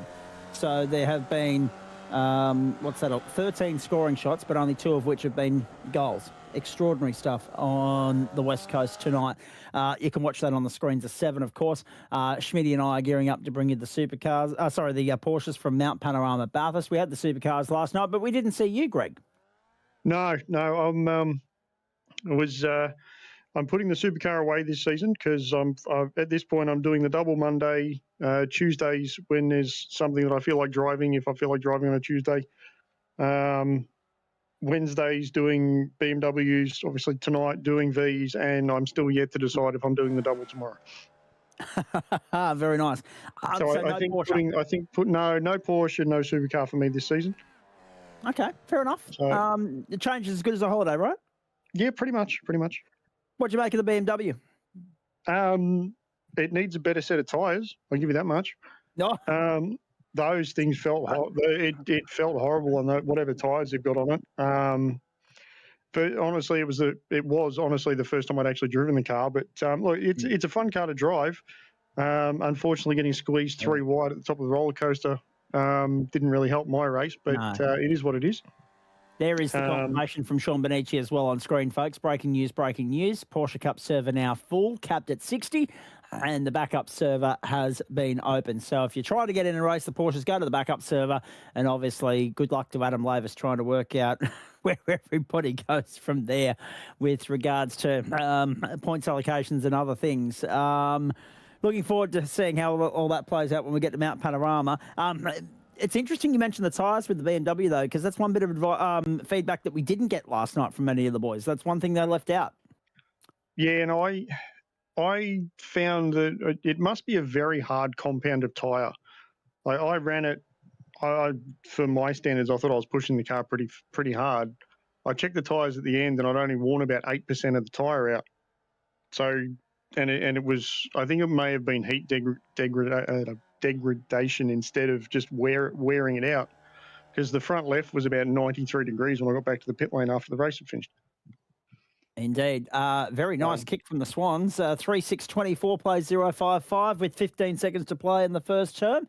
Bit of breaking news around the grounds for you from the Optus Stadium in Perth as well. Hey, Greg, whilst we've still got you, and I know Schmitty's about to change servers for you, ladies and gentlemen, so if the broadcast screen goes to the intermission banner, you'll know why, because we've got cars lining up on the grid in about 7 minutes' time from Mount Panorama Ballast for the opening Porsche Cup race of the season, the first of 16. It is the only 60-minute enduro of the campaign as well. Obviously, everybody, I mean, I've already mentioned my 5 cents worth on it, Greg, in the last couple of minutes, but obviously you can tell that everybody's been missing their regular programming here, in the sense that we've been away for 2 weeks and all of a sudden there's a lot of love for everything at the moment as far as what our offerings are concerned. It bodes well for what we might get in terms of numbers tomorrow night, I guess. Well, yeah. He's hoping we get a nice even split between Corvettes and Astons. Though, obviously, yes, the Aston has the V12 that sings amazingly, so who knows, it'll probably just be a very one-sided battle that way. But hopefully it's a decent-sized grid and a good turnout for the Indy cars as well. Everybody's going to want to be strapping in tight for that one. The Streets of St. Pete in an Indy car is going to be spicy. Indeed it is, especially because it's only a 65-minute race, or 55 laps, whichever comes first. It won't take long to rip through the motions there, ladies and gentlemen. Now, Greg, were you a lone soldier tonight for Whiskey Business? I was, yes. I find that hard to believe. Okay, there's one of your lesser fine moments. That was race 2, lap 1. That was all the carnage that unfolded there. I mean, I guess the other thing as well, the saving grace for some of the guys that got caught up in incidents there at the start of race 3 was that they got that safety car. The amount of drivers that ended up in trouble in race 2, not so lucky. Yeah, very unfortunate. Although, obviously, the way the nature of iRacing safety cars work is that if you've already hit the tow and a yellow flag gets called, your tow time then extends. So, but yeah, with any luck, the guys that did get caught out, I know there was a call to see if we could do some wave rounds. However, it was already coming around to the end of the lap before we went green. So unfortunately, we couldn't do it. There wouldn't have been enough time to do. And it was not actually an admin thrown one. It was an iRacing thrown, server side thrown yellow flag. So none of us that were in there in admin seats actually threw it. Yeah, righto. There you go. I like it. I like it. And there were a few admins that could have pulled the trigger necessarily, quite frankly, but not to be. Interesting. So we've finally reached that. I was wondering where that threshold was, right? Because it's very trigger happy, the iRacing caution, if you're on an oval, right? But we finally found the trigger point for a circuit. Educational lesson for all and sundry this evening, no doubt about that. Oran Park's the next stop in the V's. You'd be hoping for a similar feature race result, no doubt. I'd be happy with finishing anywhere inside the top 10. So, but yeah, no, absolutely wrapped to come home with a sixth place in race 3 after my not so great finishing position in race 2. Indeed. All right. Very nicely done. Good to catch up with you, mate. Thank you for that. Hopefully you've got a couple of representatives in the Porsche Cup race coming up in a few moments' time. Yeah, I think we've got 3 or 4 on the grid. So lovely, lovely. Reminding you, ladies and gentlemen, that we are here with thanks to Waste Options, Disruptive Labs, the great people at Trophy AI, merch.GSRC.inc and Flash Graphics. Championship points later in the evening once Adam Lavis has had a chance to catch his breath and put them together for us, if not in tomorrow night's broadcast. And reminding you, we will have the results from the GT1 Civil War tomorrow night. We won't be broadcasting that race. Joe Baldwin and I will be with you for the IndyCar race only tomorrow night, which means we're on air around about 8:30 Eastern Standard Time, and looking forward to that immensely. It's been an interesting start to the night, no doubt about that. Chapo winning races 1 and 3, Bondi winning race 2, but he also threw the water out of the bath at the start of race 3 as well. So we'll wait and see what comes of that, whether or not his fears are realised or whether he's jumping the gun a little bit. I hope it's the latter. Nevertheless, a survival night on the streets of Adelaide. If you got through that carnage unscathed, you did well. I don't think there was any driver in that field that didn't run into trouble at some point. That tells you the level of carnage we've had. And there'll be a few people happy to see the back of the streets of Adelaide. Oran Park is the next stop for that series. And we hope you'll join us for that this time next week, 7:30 Eastern on the platforms of the Gentleman Sim Racing Club across Facebook and YouTube. Around the grounds, we know the Swans are leading in Perth. The NRLW clash underway between the Broncos and the Sharks into the second half. The Broncos leading 12-10. We've got a lot to look forward to here as we welcome you to the main course, the dessert offering of Thursday Night Motorsport with thanks to the great people at Disruptive Labs, Waste Options, merch.GSRC.inc, Trophy AI and Flash Graphics. This is the Mount Panorama circuit in the central west of New South Wales. Bathurst. Brilliant part of the world, and a cracking race awaits in the GSRC Porsche Cup. A full field lining up. Yes, 62 of them, ladies and gentlemen. Yes, the track density has been increased to 62. So to have 62 on the grid, it's going to be hairy in the opening stages here. There's going to be a lot of slicing and dicing unfold here because it's going to take a while for this field to separate, spread out and find clear air for itself, but we're looking forward to it all the same. The most interesting thing is that there is a swathe of red on my screen at the moment, which means there's a lot of drivers that haven't yet been allocated a split within the Porsche Cup, be that the Elite Split or the Open Split. So again, more work, more headaches for Adam Lavis at the end of the broadcast tonight. I won't bother with the weather in the right-hand side of your screen there right now. I'll get to that in just a moment once we go into race server. Although I am going to have 31 cars, or 31 rows of cars, I should say, to run through, excuse me, on this grid. We didn't get a chance to take a break. So we may as well just pick up the action here at Mount Panorama Bathurst. This is the first of 16 races, 10 rounds for the Porsche Cup. Let's have a look at the calendar, if you don't mind, please, Schmitty. That's where we're going this season, this term, ladies and gentlemen. 4 different continents in the first 4 weeks, and 5 out of 5 that are available to us throughout the course of the 10-week campaign. We start here. We then go to Fuji in Japan, a 40-minute race there, sprint racing from Watkins Glen, then 40-minute races from the circuit at Barcelona, Catalonia, a circuit that we visit a couple of times this term, then the Silverstone circuit in England, and we promised you nowhere near as farcical a conclusion to that race is what we saw with Formula 1 on Monday morning. Hockenheim then for sprint racing. We love sprint racing there. Interlagos for sprint racing, another favourite when it comes to that format. And then, of course, Imola for sprint racing as well. So 3 good sprint weeks coming up there, weeks 6, 7 and 8. Week 9 from Monza in Italy. That'll be a beauty for 40 minutes. And then, of course, we go to the Road America circuit in Elkhart Lake, Wisconsin for the final round of the season. And it's the first time we've taken a super sprint round to Road America for the Porsche Cup finale.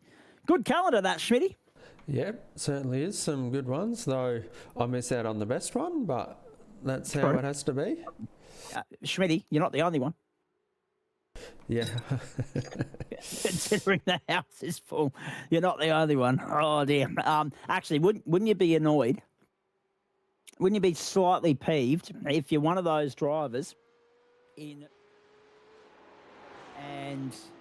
you're looking at who's in the booth here at the moment, who's in the server here, if any of them don't take the start, wouldn't you be annoyed? Oh, boy. So all 60, the memo is there. All those 62 drivers are currently on notice. Take the start or wear the wrath of your fellow racer that's stuck in the backup split at the moment, which has only just gone live. Scotty Rankin, good to see my commentary colleague from the Australian Sim Racing Group out here racing the Porsche Cup for the platforms of the Gentleman Sim Racing Club tonight. He did alert me to this a couple of weeks ago when the Porsche Series went to Le Mans. He said that he was going to come and try his hand at the GSRC Porsche Cup this term. He's been a mainstay member, but he's been, like so many of them, he's come and gone because work schedule, his own broadcasting schedule, so many other factors. But no, he's committed to racing the Porsche Cup here this term. And again, like what we saw with GT3 last year, whenever there's a Pro Series round on the horizon, that influx of Pro Series competitors coming in here to try their hand and just get some more seat time and race time more than anything else. It doesn't necessarily have to be the circuit that they're going to, Schmitty. They just want to get acquainted with the car. Yep, there's a lot you can learn from just driving the car, even if it is not on the track that you're going to be racing on at some other event. The defending champion, Sam Chapman, has qualified 12th. And that tells you everything you need to know about how stacked this field is going into tonight's race. Oh, my goodness me. Oh, Luke King in 4th currently. He has been putting in some work and doing a lot of laps over the break. And in GT3 and now in this, he is really up there. And about to be rewarded. Yep. There we go. Righto. Oh, thank Christ. It's looking so much brighter than what it was in Adelaide. Probably because it was Adelaide, but that's another point. Sorry, I've just offended all the South Australians in the audience. My apologies. I meant every word of it too. Here we go, ready to rock and roll. The first race of the new campaign for the GSRC Porsche Cup. A 60-minute enduro from Mount Panorama, Bathurst, which means 2 compulsory pit stops tonight. We're probably looking at somewhere in the vicinity of 27 to 28 laps of racing, ladies and gentlemen. Benny Patterson on pole position alongside Scotty Rankin. So finally, Benny's got hold of the pogo stick. We know he's disdained for the car. A 2:01.51. That's insane pace for these cars. Corey Lazarus alongside Luke King. Good to see Corey, one of the goats of this caper, back on the GSRC server. Luke King alongside him on the second row. Willie Blair, Alan Dawson, row 3. Michael Vocci and also Luke Page, row 4. Austin Edwards and Reece Keane from 5. From 6, it's Luke Page, Sam Chapman. From 7, Tom Pritchard, Joel Janssens. From 8, Dane Snadden and Michael Blades. From 9, Glenn Sarah and Mitchell Noble. There's that answers the question that's coming through on YouTube. Ryan Jones there on row 10 alongside Drew Collins. Richard King, Todd Suter from 11, Paul Wood and Joe De La Rosa from 12, Sean Benici and Hayo Ong from 13, Glenn Morris and Luke Vegeta from 14. And then we go back to Jeff Adams, Paul Wilson from 15. Adam Laverson, Jacob McIntyre from 16. Jordan Pianazola, Nathan Harvey from 17. Callum Maxwell and Jonathan Harris from 18. John Akers, Wade Sheedy from 19. Lee Peckham, Luke Brooker from 20. Edward Rollo and Liam Amos from 21. David Baz and Colin Bennett from 22. From 23, Steve Gallagher, Eduardo Zamora from 24. Jason Tierman and Tomoya Goodwin from 15. It's Kelly McLaren and Joe Trucker Baldwin. From 16, Simon Cooper and Alan McDonald. From 17, Jarrett Crosby and Barry Punter. From 18, Lachlan Cable and Mark Apple. From 19, Thorn Wiggett and Cooper Friend. From 20, it's from 30 rather, it's Jolan Hanson and Harrison Mercer. James Denton and Paul McCourt are stuck on the in-grid. They're in the pits, they're not in the server, they're not on the track. I don't know what's going on there. So instead of having 62, we're stuck with 60. We're ready to rock and roll. The new season of the Porsche Cup on the platforms of the Gentleman Sim Racing Club. Live, exclusive and free from Mount Panorama, Bathurst. Let's go! Tomoya Goodwin and also Luke Brooker starting from pit lane as well, but David Baz hasn't taken the start either, so we're down to 59, and Thorn Wiggett joins from pit lane 2. We all get through turn 1 relatively unscathed so far. Clean start. Patterson leads Rankin up the hill. Lazarus tucks into 3rd. Have a look at the weaving going on, the bobbling up Mountain Straight to Griffin's Bend. Do you mind, Schmitty, once this settles down, if we have a look at the track weather conditions as well, just for the benefit of everybody at home? I didn't get a chance through running 60 names across everybody's mind to update everybody on track conditions here. To the cutting for the first time we go.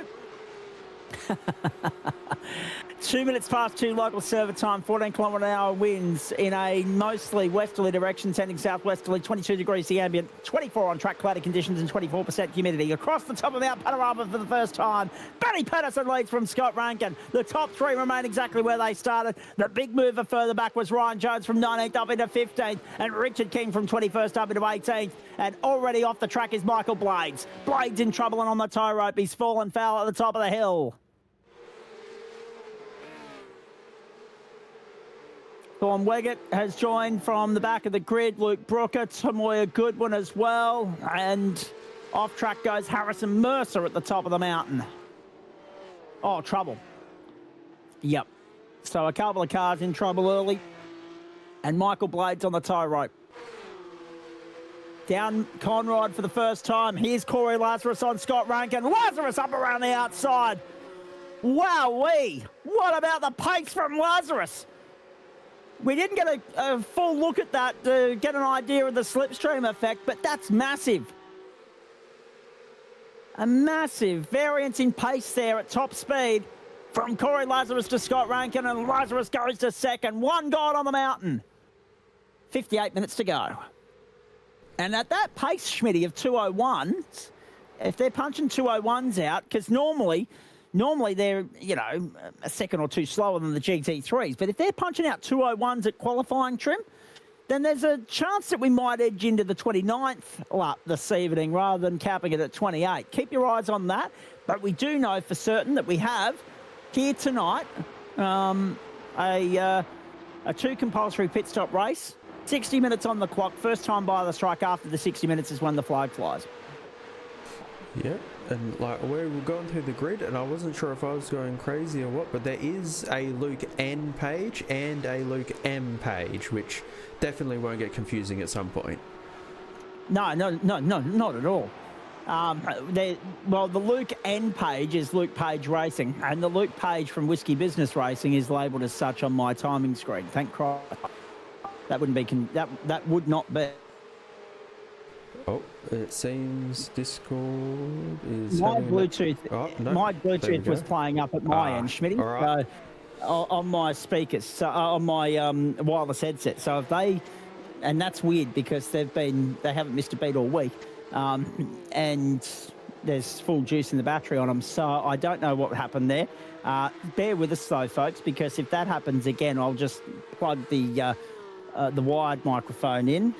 We might have to take an onboard lap or something for 30 seconds while I get that set up, but we'll make it happen. If I have to change the microphone midstream, we will.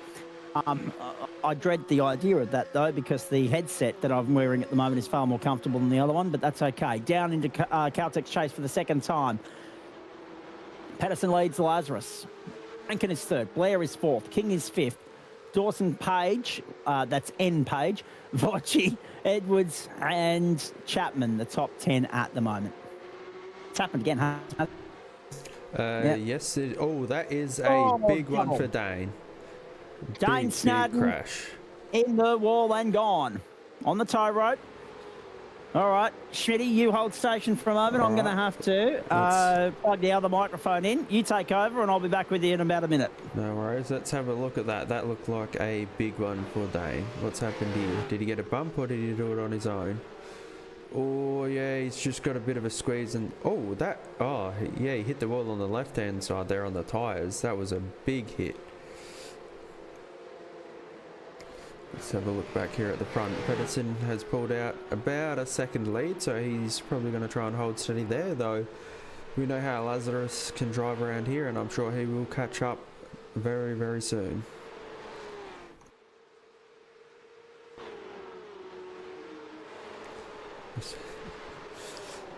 Bit of a battle here. Got 3-4 cars. Austin, is he going to go up the inside here? He might have a look at Skyline. Let's see. Nope, he's just going to hold tight in line here. All right, we should be good. We should be back on. He's around. He's around. That microphone is probably worse than the other one. Sorry, Zach. I'm not sure if you haven't got it plugged in correctly yet, or. No, just take up the different factors here, Schmitty. Let me sort a couple of things out. Yep, there we go. That sounds a lot better. Yep, much better. It's not just a volume thing, mate. Oh, no, it's... yep, because you're back to sounding like a robot. Oh, what's side by side? Yep. Oh, nice move there. On the run out of the chase. And on the outside, you can see, have a look at this, Reece Keane rubbing panels with Luke Page of Whiskey Business Racing. The Luke Page that you're more familiar with on the platforms of the Gentleman's Sim Racing Club. That's probably going to be the best way to describe it, Schmitty. Oh, off we go. Off goes Joe De La Rosa. So we've got a Joe De La Rosa, a Joe Baldwin, and a John Baldwin. We've got Joes and Joes everywhere. It's good. And pit lane activity already as well, Schmitty. Yeah, a few cars picking up some damage. Seems the first couple of laps didn't seem too bad, but the dominoes seem to be falling. A few cars missing their front bumper here and there. Oh.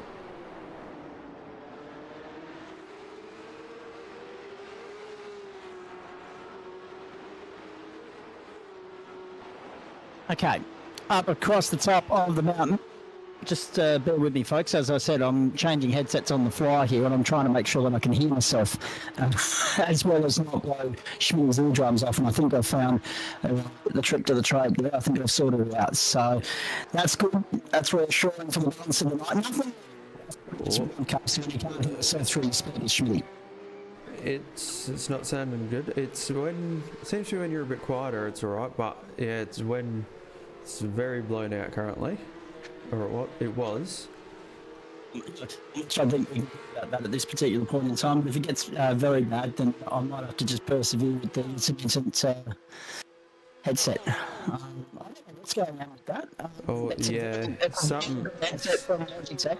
The Bluetooth is just not copying it tonight. You might have to put up with it because, or they'd be hearing what I'm hearing, and unfortunately, it's not great. Tell what you're hearing because I can't hear what I can hear. Yeah, like, and so it seems like it's making you cut out when you get loud and you go really quiet. Yeah, sounds like. So I'll adjust the microphone in Discord, so do that. Just drop it down to 50%. And tell me once I close that. And tell me if that's getting any better. It's not. It's quiet now. I boosted you a bit, but. I copy that. Oh, yeah. It's very wishy-washy. Sometimes it sounds fine, and sometimes it's not great. And by not great, I mean very not great. No, not even. Fortunately, I was so it's not going to drop in and out. That doesn't happen for dropping twice in 2 minutes like that. Typical Bluetooth. Finland. Anyway. Just for the technical issues. I've just trick over, Michaels. This is these technical issues.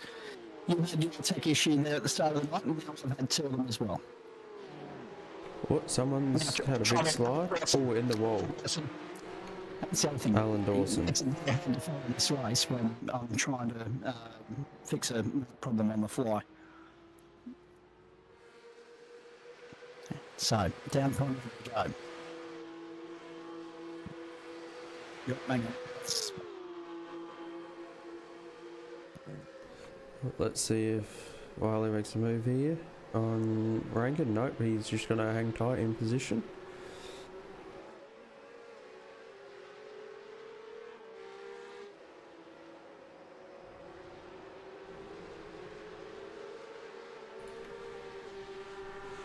Look, not a lot of... Oh, okay, Capel up 30 positions. That's the best I can see. Happel up 26. Not a lot of movement in the top 20 or so. Only Ryan Jones, who we know from previous seasons, he can wheel one of these things around pretty well. And Glenn Morris up 12. So everyone else in the single digits in the top 22.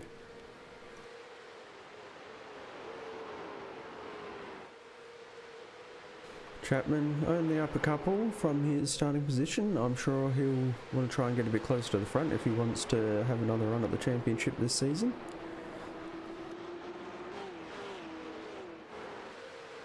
Right, have you got me now, Schmidt? Yep, you're back. I've gone back to the other headset, but if it starts playing up again, then it's going to be very mute here for the balance of the night because I'll just walk away. Because I am not going to be outdone by technical issues.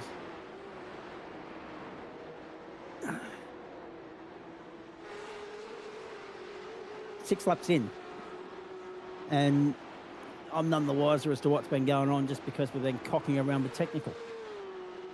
Off track for Glenn Morris now. Looks like he's gone. Yep. Oh, jeez. Top of the mountain. The Great picks up another one.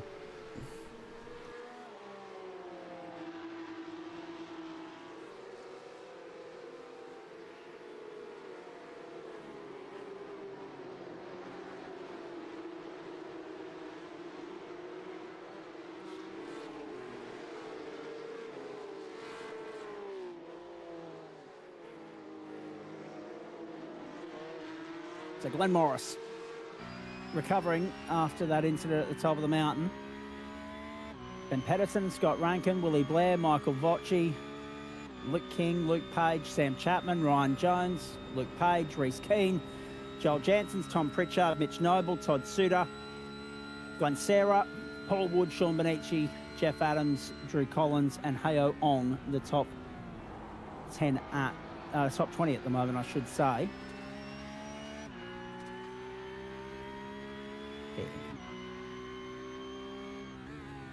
30 minutes gone, thereabouts. Pedersen from Rankin. And the margin for... See, Benny Pedersen's just taken off.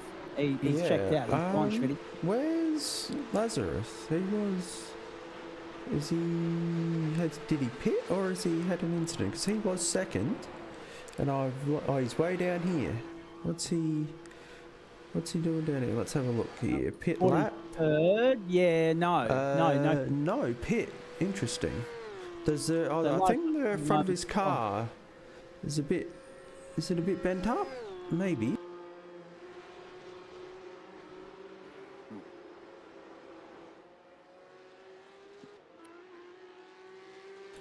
Lap 6. Let's have a look here. What's happened? Oh, just at the kink at Skyline coming into the dipper. Oh, he's going to go around. Yep.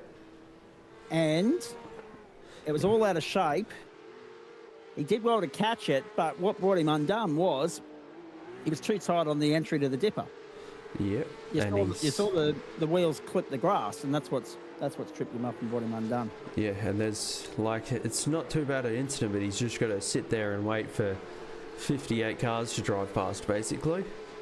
Exactly how Thorne Weggett felt on the streets of Adelaide a few moments ago.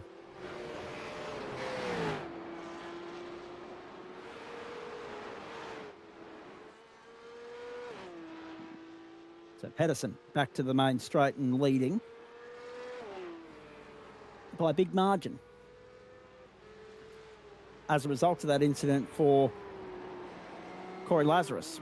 And it's a gift to Scotty Rankin, who's sitting there 6.3 seconds behind, because he did lose second there momentarily. And now, here we go, pit lane activity. And now, because of Lazarus's moment, Rankin's got clear air in second and 1.6 seconds on Willie Blair. Vocci's got his hands full because he's got Luke King, the new Luke Page, the defending champion Chapo, running the number 1 proudly for Vermilion. Ryan Jones breathing down his throat back there in the top 8.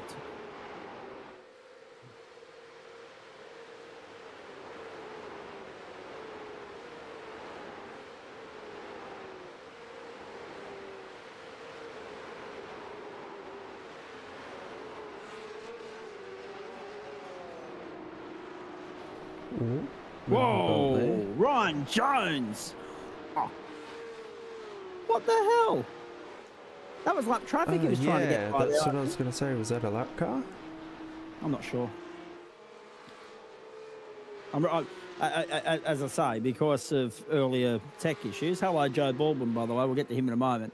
I've lost full cognitive, sort of coherent timeline of events of what's unfolded in this race, which makes it very hard to do the job and tell the story, but we'll try our best. Anyway, hey, Trucker, it was nice to see you out there in the Formula V until you were upside down. Yeah, he got tripped over in that one, and it was having a good run till then. But hey, look, it's I've got a fair bit of rust, to be perfectly honest with you. I haven't really been in the rig for coming up on 4 months now, I suppose. So it's to be expected that the reaction times and whatnot aren't what they used to be. That's exactly right.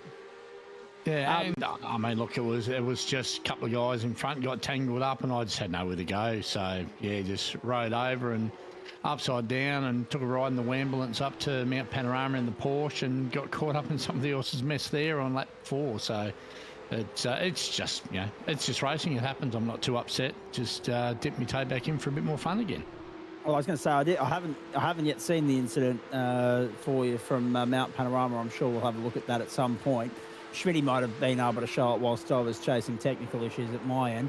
And it's amazing, isn't it? Because here we are, 10 minutes into the second attempt with the Bluetooth wireless headset, and it hasn't missed a bloody beat.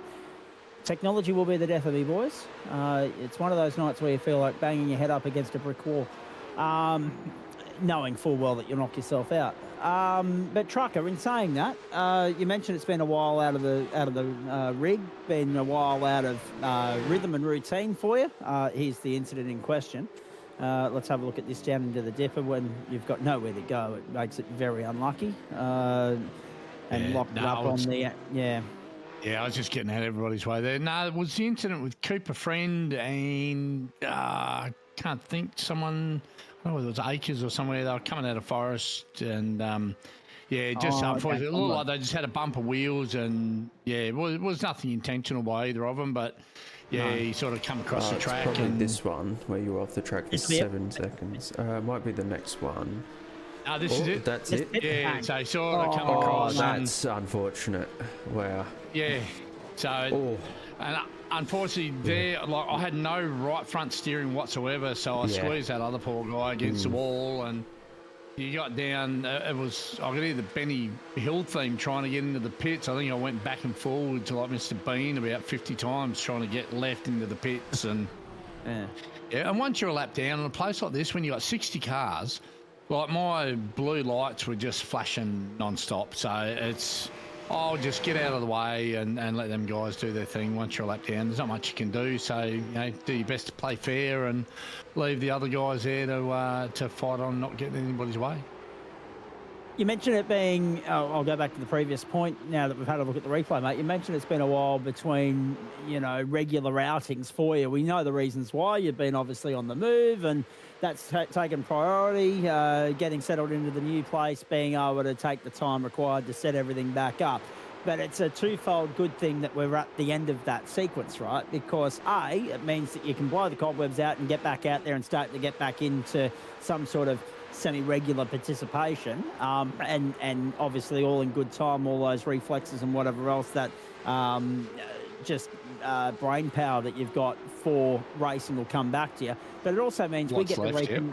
Yeah, that's right. It also means that we get to reconvene and go racing on a Friday night, you and me in the booth for the IndyCars. Yeah, certainly do. I'm actually on holidays at the moment, so I might even surprise everybody and do both races tomorrow night. But my work commitment, once I'm at work, we're probably only going to commit to the IndyCar portion of the Friday night schedule. But like I say, as I'm on holidays at the moment, I should be able to do the two tomorrow night. And we'll sort of go from there. These guys are getting into it there at Griffin's. So, but we'll definitely be on the grid tomorrow night for a couple of races if that's what we want to do. And IndyCar going forward, unless of course I get home early enough and we can schedule it, we'll do both races on a Friday. And if we're in a position where we can do that tomorrow night, Trucker, consider me locked in as well. I'll sit in here for the double with you. It's not like I'm going anywhere, and it's only an hour difference between previous start time and new start time. If we are committing to bringing you GT1 tomorrow night, that'll be a nice surprise for everybody, because we said that wasn't going to be on offer. But if we can go back and cover it, it saves us trying to backtrack and make sense of it and run through the results for everybody. We'll actually have a little bit of intel. Chapo in the pit lane, the first of the scheduled pit stops for him tonight. Sean Bonici's got his hands full off the road there as well. Further back, as Bonici's under pressure from Adam Lavis. Glenn Morris and Heo Wong also in this. And Michael Vocci as well. Disappointing that you are out of the race so early, Joe, but pleasing that we've got such a big field at Mount Panorama. I was actually just about to cover that. Look, even in the V's and the GT3s the other night, the strength of the numbers so far at this end of the season. We just started, season B, and the numbers are outstanding. Season C, sorry. Oh, God, the year is flying by. So yeah, for season C, the numbers, I think we maxed this one out. We had 60 cars here. I don't know how many guys actually missed out. There was nothing on the Discord about people that wanted to get in that didn't make it. But yeah, strength in numbers is certainly at a high point at the moment with the GT3 and these and V's, and seems like everything's showing great numbers. So strength to strength as we go forward, and add a couple extra servers on a nightly basis. The way we're going. So, round in the background, Luke Page. Very easy to do. This car's quite difficult actually compared to the last one. It's a fair old handful. Everyone was complaining about the last iteration of the car, but this one, it's got a lot of GT. I find like I've been out of the seat for a while, but I find it's got a lot of GT3 traits with it now that it's got the ABS and whatnot. I actually find it a lot trickier to drive than the old car, like the old Open Championship winner from a couple of seasons ago. I do not look like. So this car's very, very tricky. I'll come back to your thoughts on the car in just a moment. Just to clarify for everybody at home, we're watching Paul Wood at the moment, one of your teammates, Joe, on the back of Todd Suter there at the moment. He's got Drew Collins and Lachlan Capel also directly behind him. He's going to continue on for another lap. Suter's going to pit lane. Pit stop's well and truly underway. We're on lap 12. We only reckon we're going as far as 28, 29 laps tonight around Mount Panorama. Benny Pedersen leads from Scotty Rankin. Lap speeds around about the 2-minute 2.262 range is the fast lap of the race for Pedersen. Time diminishing slowly with tyre wear and other factors creeping in. The last time around 2 minutes 2.4 for Pedersen and 2 minutes 3.0 for Scott Rankin. Lead out to 9.2 seconds. And again, Woodsy has his hands full this time with Lockie Capel down on the inside. And Capel is going through into position number 12. So very nicely done there from, position number 11 from Lockie Capel. From 55th on the grid, important to note. He's up 44 spots already. Jesus. I can remember him coming past me. So he's doing a great job tonight. Indeed he is. That's a really good run from him. In saying that, have a look at the casualty ward, though. Baldwin, Zamora, Dawson, Friend, Bennett, Snadden. What's that? 6 drivers already, along with Baz McCourt and Denton not starting out of the 62 that were in the server. So we're down to 53. And for the benefit of everybody at home, that Luke Page that you saw having the incident is the same Luke Page that went to the pit lane last time through. That's N Page, as in N for new, not the Whiskey Business Racing Luke Page, the other Luke Page. N for new. I like that. Through we go. So, hopefully not much damage to Page's car is the comment online. Noble in 10th is the observation from the Sim Racing Brotherhood stable, cheering Mitch Noble on at the moment. Of course, hard to get a sense for where things really sit because best placed of those to a stop so far is Chapo, lap 10, and he's sitting there in 18th place after a 15.77 second stop. And we know, boys, that there are 2 stops tonight. One is a full tank splash and dash, and the other is probably not quite a full tank splash and dash, but it'll be at the discretion of the drivers as to how they go about their pit stops from a strategic standpoint, whether they take the short fill now or the long fill now, and vice versa for the second stint, or whether they want to split it down the middle and take an even share of fuel in both stops, Joe. And I'm not sure if there's any merit in going for tyres here either, but I'm sure it's something they'll be thinking about. Yeah, look, talking to the guys in the Discord, nobody is suggesting that you should need tyres in this car, but it also probably comes down to if you've given them a hard time across the top and locking up down into the dipper or the last corner. It just depends on whether or not you've abused them, I suppose, if you get the full hour out of them. But by all accounts, they're a pretty durable tyre on the car now. Yeah, track is also only 24 degrees, which definitely helps if you're trying to keep the tyres alive. Yeah, for sure. So it's, I guess you, it depends on whether or not you're getting held up. Like, do you, I don't know, it's real tricky. I got buggered up with having the incident early on, but do you take a short stop so you don't fall back and go a lap down and get caught up with those guys on blue flags where you're going to lose a heap of time if you're battling for honours in the open or a position somewhere around there, or obviously the guys up front, it's a no-brainer. They'll run it out of fuel, fill it up, take a splash and dash to get their 2 compulsory stops in, and away they'll go.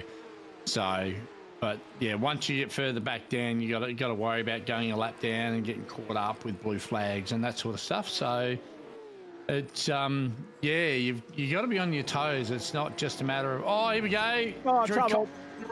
Awkward place too. And that's a big hit too on the left-hand side of the car. I think that one might need the tow truck. That left Actually, wheel the truck isn't right doing out much. Yep, there he He's goes. left There he out goes. right. So What a fragile car this now as well, I find. Like the whack that I had earlier on that basically sort of took the right front corner out didn't seem that hard at the time, but it just plucked the corner out of it. But that was quite a substantial side on hit.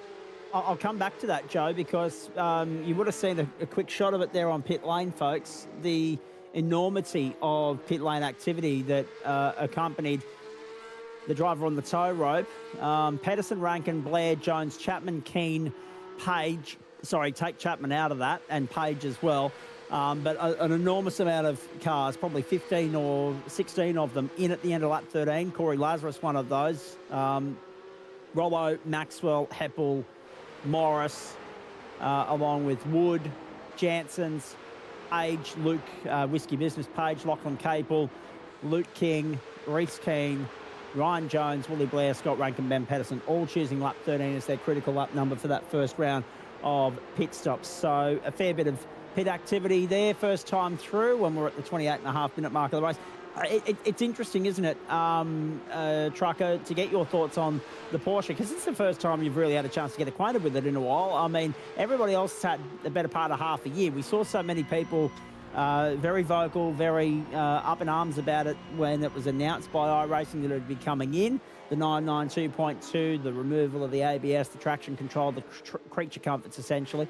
The addition of, the introduction of, as opposed to what they had, which was there was, a bit more onus on driver ability. But it's interesting because the one thing that's followed this car around, the new reputation that it's got, is of being of that of a pogo stick. It's very bouncy, it's very unsettled, and it's interesting that in all the iRacing BOP updates that have followed since the car was launched, that element still remains somewhat prominent.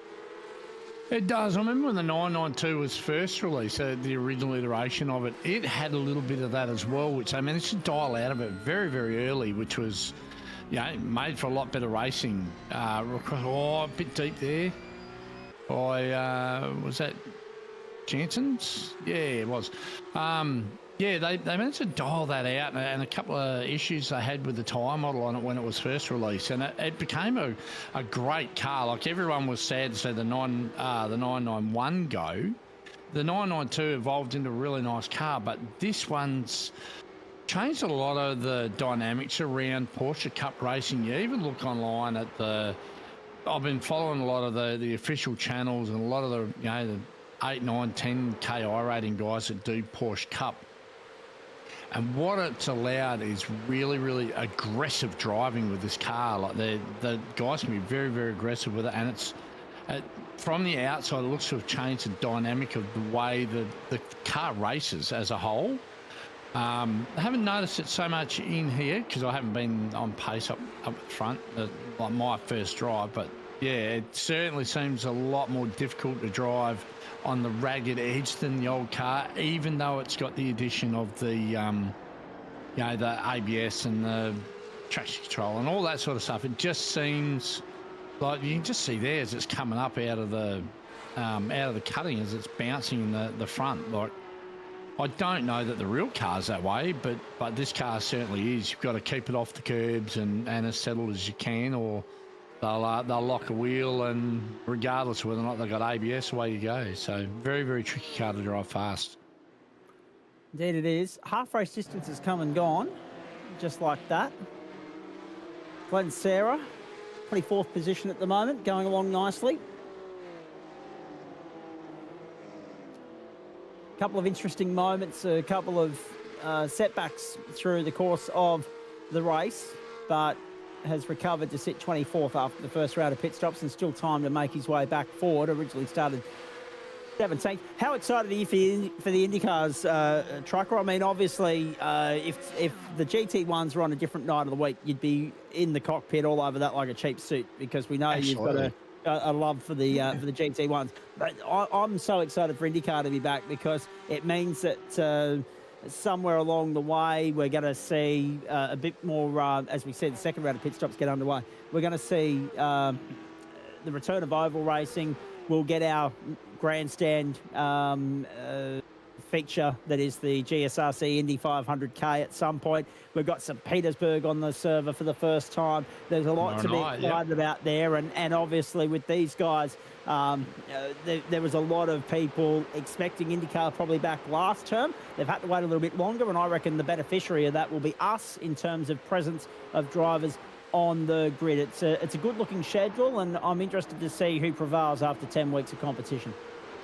Yeah, look, it always brings out a couple of guys normally come back to the club to run the IndyCars. So I haven't seen them for a while. Their names escape me, but there's a couple of guys there. They tend to always show up for the IndyCar. So I'm looking forward to that, and especially the oval stuff. I'm a bit of an oval lover, whether it's NASCAR, IndyCar, or hell, you can go and put skippies on an oval, mate, and I'll be there. But it's yeah, looking forward to something different. We haven't run the IndyCar for a few seasons now, so get back to something that we know and love, and we might even see a cameo of our old mate Nick Fo, the artist, come back hopefully, and and do a round or two. He's had a bit of stuff going on in real worlds, which has kept him busy and away from the sim. But yeah, we might get him in the saddle for a race or two with the IndyCar. So yeah, definitely looking forward to the season ahead and broadcasting the next 10 weeks.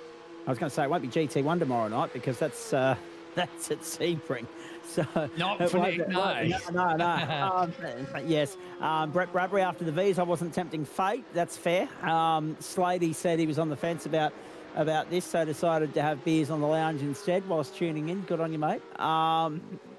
Interesting to note here, Todd Suter in 16th. Is up 6 spots so far. Paul Wood up 8, just ahead of him, and just behind him, up 14 spots, is Adam Lavis in 17th. So it's interesting because we're looking at this and we're thinking it's Benny Pedersen's race to lose. Scotty Rankin's gone the short splash and dash that first time through, so he'll pay a bigger price invoice-wise at the second stop, as opposed to Pedersen, who will have a short stop. So that margin will probably bloom back out again in Pedersen's favour should he avoid mistake or incident. There is Scott Rankin having a very, very smooth run at the moment. A trouble-free, incident-free run to second. Don't want to put the mocker on that. We're looking forward to getting his thoughts on this car post-race. Yes, IndyCar tomorrow night, GT1 as well. Big Friday night on the platforms of the Gentleman Sim Racing Club. And based on what Joe was saying as well, if there are weeks in which we can do the double, we will. But if we can't for whatever reason, we will have the GT1 results as part of our post-race show. We'll keep you across that as best as we can. Now, like the way Ben Pedersen drives, brain in the passenger seat, every lap is flat out, not no conservation, just send it every lap and hope it sticks. Yeah, exactly. And that's the Ben Pedersen way. But Joe and even Schmitty, you guys both know very well as racers yourselves that you've got to go with what suits you, what makes you most comfortable. It's no good trying to be or adopt somebody else's driving style if it doesn't work for you. That's a quick way to trip yourself up. Yeah, look, I'm not sure about Schmitty, but I know whenever there's races where fuel saving is in order, I always end up in the fence. My brain can't fuel save and keep pace, and you end up trying to, like you lift early, brake late, and and you're like, oh, I'm really slow, so I'll brake that a little bit late, and you miss your, where you should brake when you're fuel saving. I can never get that. So yeah, I know one speed, and that's just whatever I'm capable of on the night, which apparently the last couple of races tonight haven't been that good, but we'll get back on the horse as far as that goes. But no, I struggle doing anything different than basically going 10 tenths to my own ability anyway. Yeah, I'm kind of the opposite now. When I first was racing, that's all I'd do is just flat out and try and hang on to it. But the last, 6 months or a year or so, I've really worked on the fuel save strategy and being able to maintain pace, and it seems to have worked. I seem to get much better results in the races where I can kind of run my own race and try and jump some people in the pit stop strategy.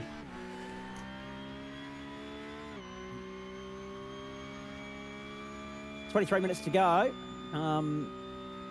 Thanks for sticking with us through the unfortunate technical issues we had this evening, folks. At least we didn't lose picture like we did last night. Pedersen, Rankin, Blair, Jones and Chapman, the top 5 here at the moment. And Friday Night Motorsport coming up tomorrow night with the IndyCars from St. Pete. That's a really good calendar, actually, the IndyCars. You mentioned the mix of putting a Skippy on an oval, Joe. I love the idea, so much so that I actually lobbied for there to be a V round at either Texas Motor Speedway or Atlanta Motor Speedway. I reckon that would have been brilliant for the Vs. But my prayers weren't answered when the calendar came out. But what we've got is a great calendar from the Vs. Nonetheless, and Oran Park will be a brilliant stop for them next Thursday night. But yeah, I would have loved to have seen that. I think that would have been absolutely fantastic. Just because we talk about it being slingshot racing, slipstream racing, NASCAR pack racing on circuits like Willow Springs and Phillip Island. So why not put them on an oval and give them a chance to do just that? I don't think you could get any more carnage than what you got in either of the second and third races in Adelaide tonight. No, definitely not. By the way. One thing we did do a long time back now, we run a couple of fun races on Saturday night. I think it was back before Mountain Men even started. And we ran Skippies at USA Raceway Dirt. Nice. No. So the skips were run on dirt on the ovals, and it was actually a hell of a lot of fun. It was great fun. So it's little combinations like that quite often on a Saturday night or on a Sunday are fun to throw out there, and they might look silly on paper, but they're always fun from the driver's seat. And when it's not too serious, you tend to enjoy it a little bit more. Adam's got a little bit of heat here from Glenn Morris. Oh, see that pogo coming up out of there. It unweights the steering, like as you're sort of trying to load it up for the change of direction, and the steering wheel gets really light underhand, and if you've got too much cranked in, when it comes down again, it'll actually bounce it back up again, because obviously it's overloading the front, and it makes it worse, and it understeers. It's getting very close. Down to the dipper, on throttle early.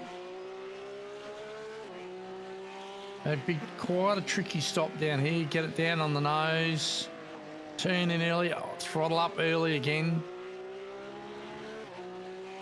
I don't know that he'll manage to draft Adam. He's got a couple of guys up there in front of him punching a hole, so Adam should be safe until he gets down to the chase from Glenn. Also, Adam's going to have a go. Thinking about it. Don't touch that curb on the inside. That's insta-death. Absolutely.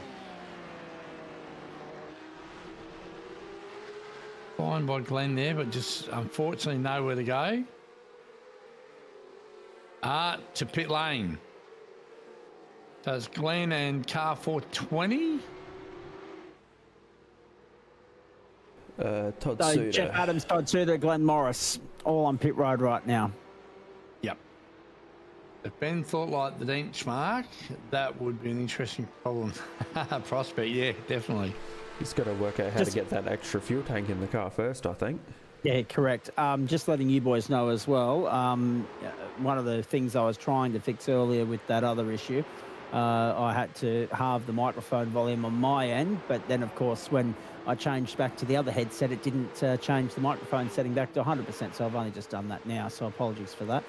You might have to tinker with the settings at your end again, Schmitty, but at least... You've been good. I didn't even realise. Yeah, it's all good here. Cool. Yeah, no, all good.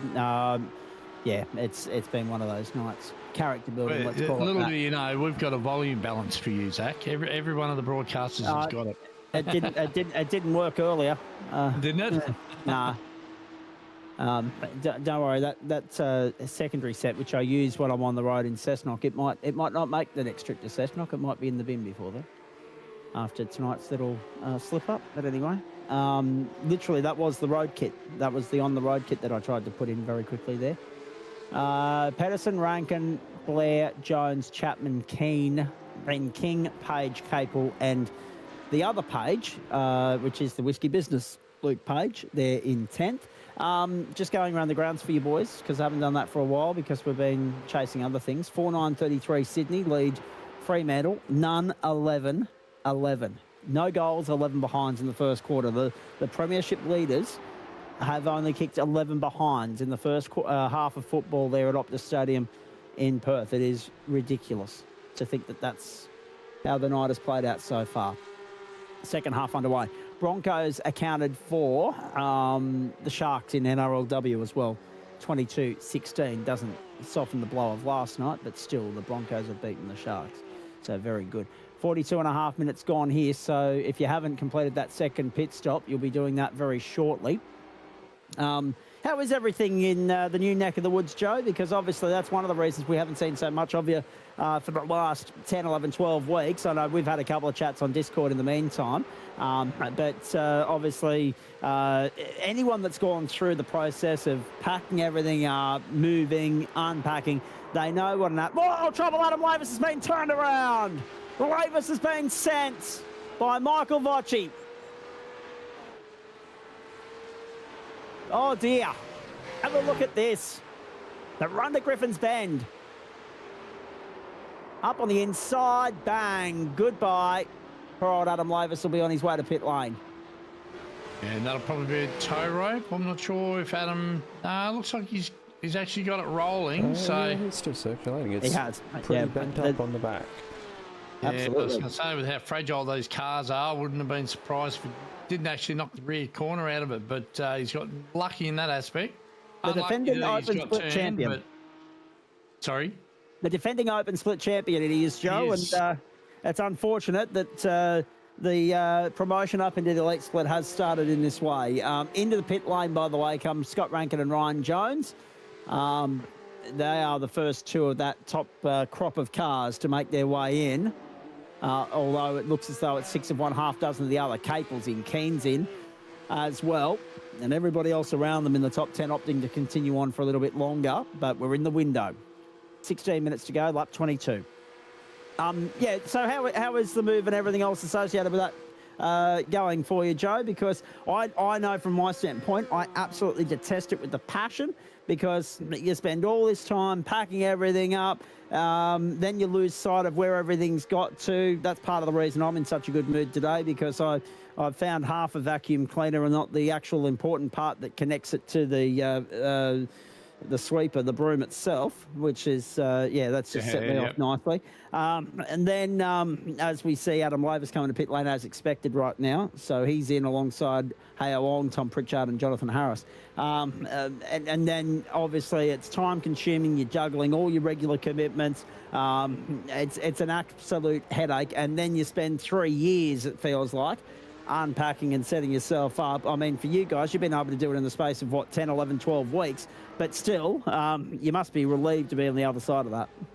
Yeah, definitely. Like the inside of the house, probably we're maybe at about 85, 90% set up. Still got to hang, the memorabilia and the pictures of the kids and stuff on the wall, but for the most part, other than the sim room, the rest of the house is sorted out. Got the the garden or rather the sand pit outside to sort. But look, it's great to be in a position to build a house in this day and age. It's not easy, and it wasn't easy, but we got there, and hopefully now I see house prices, I reckon, are starting to level out. So hopefully for the younger folk, it might make it a bit easier for them to get into the market.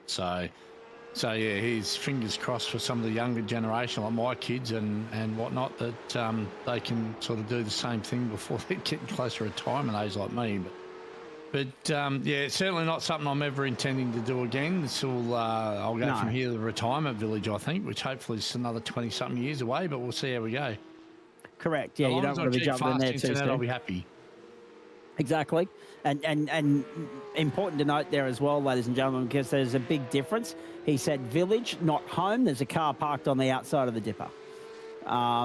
There is a big difference between village and home when the term retirement is used in front of it. So make note of that in 20 years' time when Joe Baldwin's moving into a nice little cul-de-sac with his fellow retirees. Ben Pedersen leads Willie Blair by 11.5 seconds. So what's been pleasing in all of this, Schmitty, you'll know because you saw a fair bit of the season last term. Willie Blair, he was a championship top 3 last term, as was Chapo. He of course won the championship. Bondi was in there as well, but Blair's pretty much picked up where he left off too. This is a pleasing run from him so far. Maybe on corrected order he drops down a couple of positions, but consistency is key in these 16 race championship campaigns. Yep, it certainly is, and like I said, he's doing well. He's back where he finished off last season, and there's a few more fast cars around this time, I think, as well, so he's doing well to be in front of them. We'll have to see where he pops out.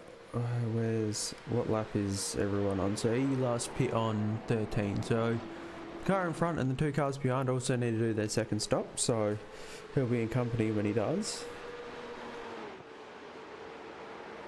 So, obviously, Trucker, you're in here on a Thursday night with us. You and I will broadcast on Friday nights. When the work schedule allows you to, what are you gonna have a steer of this season, and what are you most enjoying about the new look calendar? Probably the V's and the Porsche. Like it'll be getting close to the end of the week, but yeah, it's the work schedule at the moment. It's a bit funny. We've I've been getting out of bed at 1:30 in the morning for the last 4 or 5 months, so it makes it hard to commit to too much during the week. Which, you know, with the house move and having a lot to do here, it's sort of worked out. You know, while there's a little bit of daylight, I can get some work done outside and get that side of it all done. But moving forward, I think the work schedule should be due to change when we change blocks shortly, so it should be a few more hours in the day. And yeah, if I get home early enough, the V's are definitely something I want to get back into and try and find some pace, which I had none of tonight. But yeah, that'll be it for me. I think it's just commit the time. I've got the new granddaughter now as well. She's 4 months old, so yeah, we sort of have her one. It went very quick. Yeah, we actually been on holidays. We actually got to go and spend the day with her today, so her mum could have a day off. But yeah, just family time and just trying to make a balance. You know, it's all part of it. But Friday nights are definitely set aside to look after the great folk of the GSRC and broadcasting here. And hopefully Thursday night can be my night to do a bit of racing. And that shift in work you were talking about, does that mean the alarm's not 1:30 in the morning? I hope so. Yeah, very good. 2:30 would be a lot nicer for a 3 a.m. start, but yeah, 2 a.m. start are a bit rough on the old body these days. I was going to say, you can't be too far from the headquarters if it's only a 1:30 alarm for a 2 o'clock start. About a 10-minute drive. It doesn't take me long to get up and get ready in the morning. You know, put the dog outside for a wander and feed the cat and feed myself and head out the door. Yeah, not bad. I don't waste time. You've got it down packed. No, absolutely not. Me, I don't know if I could get it done in that short a time frame. In comes Willie Blair to complete his second stop now. Because the funny thing is, I'd be making 2 coffees before I got out the door. Yeah, I'll make a big one, and I got like a big cooler flask type thing, and and I head off to work. That thing lasts me about 8 hours. It's a good one. So yeah, Schrader Racing's asking, yeah, mate, yeah, this is a league. This is the Gentlemen's Sim Racing Club, GSRC.inc, I think, is the GSRC Incorporated. Yep. So, actually, we should start putting the website up in our scroll here as well. So that logo in the top right side of the screen at the moment, merch.tgsrci.com, race, race.tgsrci.com, race.tgsrci.com is where you go to visit our GSRC website and find all the relevant details and information, Joe. And just to answer the initial question, there is no rating limit. Anyone can come and drive. We have drivers from all ranges, from some of the best you'll see in this car to just your average Joe who likes to come and have a drive. There's someone I'm like sure you'll be able to race with. I'm your average Joe. So yeah, no, all more welcome. So yeah, and we've had some guys actually that have run on the world stage, like Corey Lazarus. He's actually been and run with the elite level on the world stage and done very well for himself too. So Yeah, you have guys of that calibre and, yeah, down to plonkers like me that wobble around in the opens and take paint off and whatnot. Keep the panel beaters busy. But, yeah, more the merrier. Bring your mates as well. Come and join in. It's all on the website there, all the information you need.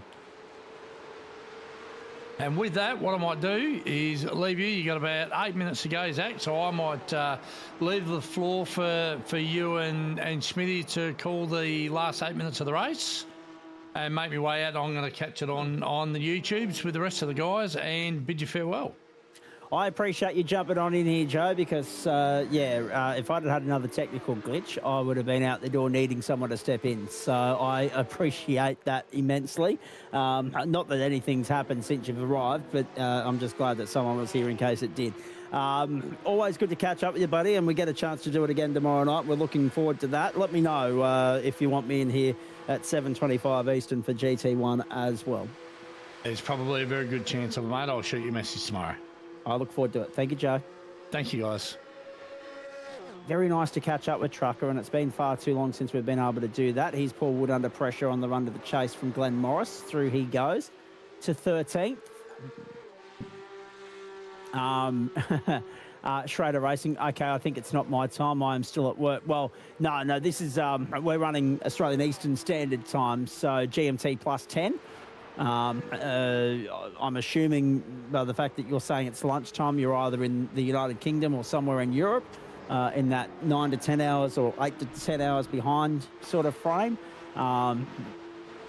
So you might be able to verify that for me. I know the United Kingdom, it's about quarter to 1 at the moment. And in France, Spain, Italy, etc., it'd be about 1:45 at the moment. Their local time. Of course, they are all observing that progressive and civilised concept known as daylight saving, Schmitty. I had to get that dig in there. Hello to our Queensland audience on that note. Only 3 months until you'll be further behind than what you already are. I love the audacity of the news reporter last night on 7, talking about the Telstra outage. Queensland got thrown back to the 90s today. Because, Telstra outage, so the phones were cut, the internet was cut, this, that and the other was cut. Well, you get a throwback much further than the 90s whenever you get left behind at the start of summer when daylight saving kicks in and you're not observing it. More like 112 years in 1 hour. So we're used to being sent back in time. It's a regular occurrence up here. Paul Wood's been good tonight, 14th for him. Jeff Adams up 19 spots in 10th spot. Luke Page up 2. That's Whiskey Business, Luke Page. Lachlan Capel up 48 spots is the story of the night. He's weaved his way through 2 pit stops. He's up 48 spots from 55th to 7th. Ryan Jones up 15 spots from 19th to 4th is also a very nice drive. But at the front, it's smooth sailing. Ben Pedersen leads 12.7 seconds. Down on the inside, move for 12th. Noble through on Morris, and Woodsy latches on. Meanwhile, Fremantle finally worked out how to kick between the big uprights at Optus Stadium. Sydney 52 lead Fremantle 36 Thursday night football, repeating the Broncos beat the Sharks earlier. We will thank you, Schrader Racing, but yeah, if ever you're on holidays or whatever, feel free to come and have a steer. Merch.tgsrci.com, race.tgsrci.com is where you go to stay in contact with the platforms of the Gentleman Sim Racing Club. And we go racing 6 nights a week, but we broadcast 4 nights a week at the moment. So when tomorrow rolls round, about this time when you're on your lunch break, we'll be broadcasting IndyCar racing from the streets of St. Pete. So looking forward to that immensely. Here's Woodsy.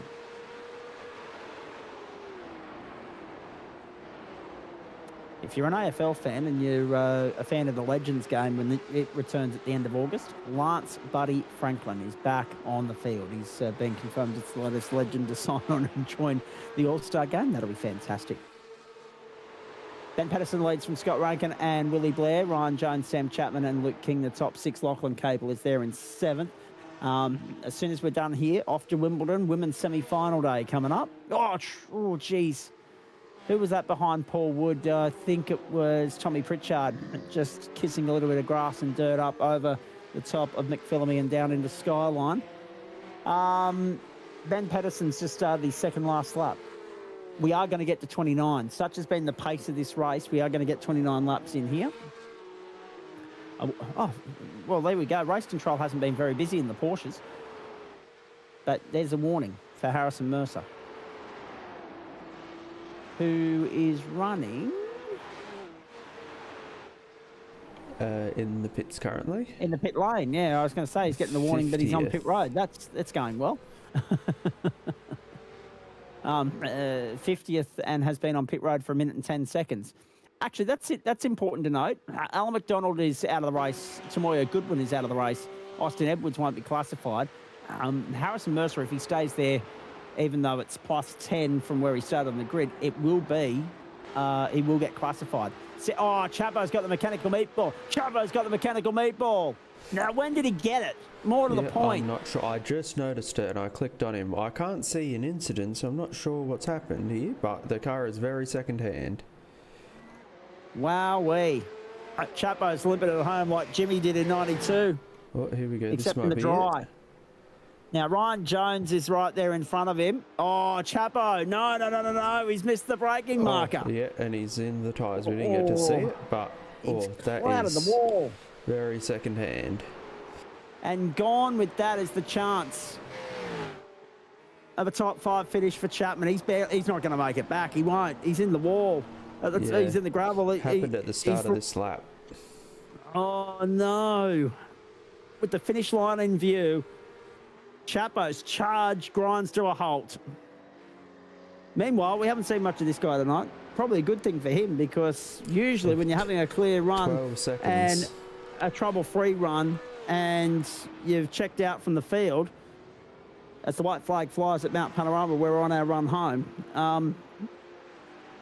Normally, if we're not showing you on the screen, it means that you've stayed out of trouble, you've avoided incidents, you're not being challenged for your position. This has been a faultless run, a trouble-free run, and a dominant run from Benny Pedersen. For the better part of 60 minutes, he's dominated. I don't think there's a lap in which he hasn't led this race. No, aside from maybe if he went earlier on pit stops than some of his fellow competitors. I don't recall him doing that. I think he's led every step of the way here. And this will be one of his more dominant and commanding victories. And it's a statement message sort of performance from him that's going to put the field on notice that Benny's finally got his head around this car. He probably still hates the pogo stick. He had a fair level of disdain for it. But if he's persevered with it and worked away at finding some level of comfort with it, well, it's reflected nicely for him in what we're seeing on track here tonight in this performance. And hopefully it bodes well for things to come for him and this season, and that we might see him make a play for the full championship campaign, be a regular competitor again, which is challenge accepted for... Whoa, jeez. Don't get involved, Betty. Just let those boys go through. You can sit there behind them and nurse it to the line. Oh, it doesn't matter. Your teammate's in the weeds anyway. So he's going to put a lap on the car in front here to finish it off at the final corner. What a performance that puts Chapman and everybody else on notice that Benny Pedersen is back in town and means business. Right, sim racing run right at Mount Panorama. Pedersen victorious in the opening enduro of the season in the GSRC Porsche Cup on the platforms across Facebook and YouTube on Thursday Night Motorsport of the aforementioned Gentleman Sim Racing Club. A magnificent performance from Benny. Job done in the end. Scott Rankin, Willie Blair, Ryan Jones, Lachlan Capel, Luke King, Reese Keane, then Luke Page. Actually, both Luke Pages. Old, then new, 8th and 9th, and Jeff Adams in for 10th. They're still making their way down to Murray's Corner, though. Pedersen, the fastest lap of the race, 2 minutes 2.262. Then Rankin, Blair, Jones, Capel, King, Keane. Then the 2 Pages, then Jeff Adams, the top 10. And wow, that's a scintillating performance from Benny Pedersen. I'll tell you what,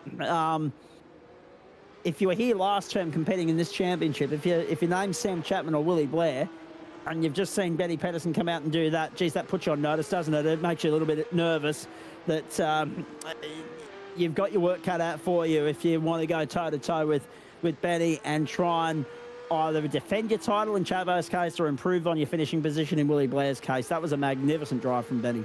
Yep, it certainly was. Very commanding victory from him. It will be hard to beat him this season if he sticks around.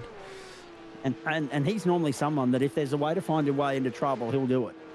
Inadvertently, unintentionally, it's definitely, it's never scripted. Or there'll be a driver error or something, creep into the performance to derail it. But we didn't see that tonight. No, that he kept it very clean. That's magnificent. Well done. Yeah. That's a very good performance from Lockie Capel. Yeah, that's not lost on anybody. Mentioned that before, but I didn't get to it. That's insane. 50 spots in 60 minutes in 29 laps. And he's done it, avoiding all the garbage. He's done it with good race pace. He's done it with craft. That is a magnificent drive from him. Jeff Adams grabs a top 10 finish, plus 19 for him. Mitch Noble up into 11th. Glenn Morris 12th. Paul Wood 13th, 14th. And best placed of the open split, according to our screen at the moment. All this provisional, of course, folks, for reasons I'll go into in a moment. Tom Pritchard showing us the best open split runner. 15th for Joel Jansen's Michael Vocci. Then Mark Heppel, Jonathan Harris, Adam Lavis, Sam Chapman, Wade Sheedy, and Corey Lazarus makes up the top 22. Richard King in 23rd, Todd Suter 24th, Luke Wegner 25th, and Sean Benici 26th. Wowee. How about that? Really good stuff. Solid performance. And well done to all and sundry. Ben Pedersen, the victor, by 11.9 in the end. How many did we get home on the lead lap? If we scroll over the page, please, Schmitty. Yep, give me a sec. All right. 28. Oh, wow, 28. 28 on the lead lap. And everybody else that was in some sort of contention towards the end was a lap down. If you were more than a lap down and we're going down to Simon Cooper in 44th position, there's a chance that you've run into trouble. He had 3 pit stops, so that explains that. Lee Peckham had a bit of an incident-riddled run, finishing 2 laps down. Jarrett Crosby 3 laps down, so too Michael Blades. He was in trouble early. Harrison Mercer finished on pit road. Heo Ong also finished on pit road, as did Austin Edwards. Edwards won't be classified. Thorn Weggett will be, I would imagine, based on the fact that he finished 75% of the race. So everyone down to Weggett is classified. Oh, dear. Chapo, good evening to you. We'll talk Formula V in a moment. We'll move into the post-race show very swiftly, ladies and gentlemen, because I'm keen to have an early night, and I'm sure everybody else is as well, especially after that unexplained technical glitch partway through the Porsche race, which we can only apologise for.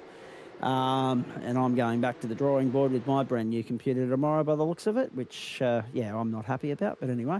Chapo, good evening to you. Did you run the Porsche out of brakes by any chance? I am stupid. Oh. No, that was a pure brain fart. I was chasing down on a good pace. I was like, oh great, this will be good. I think it was P4, P5 or something. Just looked at the wrong braking marker and went, oh, I'm very deep now. And that was that. So a full lap around here with the broken car turns out to be a lot, and I do apologise to the rest of the field. Once I started, I'd already committed. It was a bit of a challenge. I wouldn't imagine it's any worse than your experience with the remote control last time we saw you in a Porsche. Yeah, it was about the same pace, if we're being honest. Yeah. A bit more bouncing off walls, but in some ways actually more control. So what could have been a top 5 finish ends up being a top 20 finish.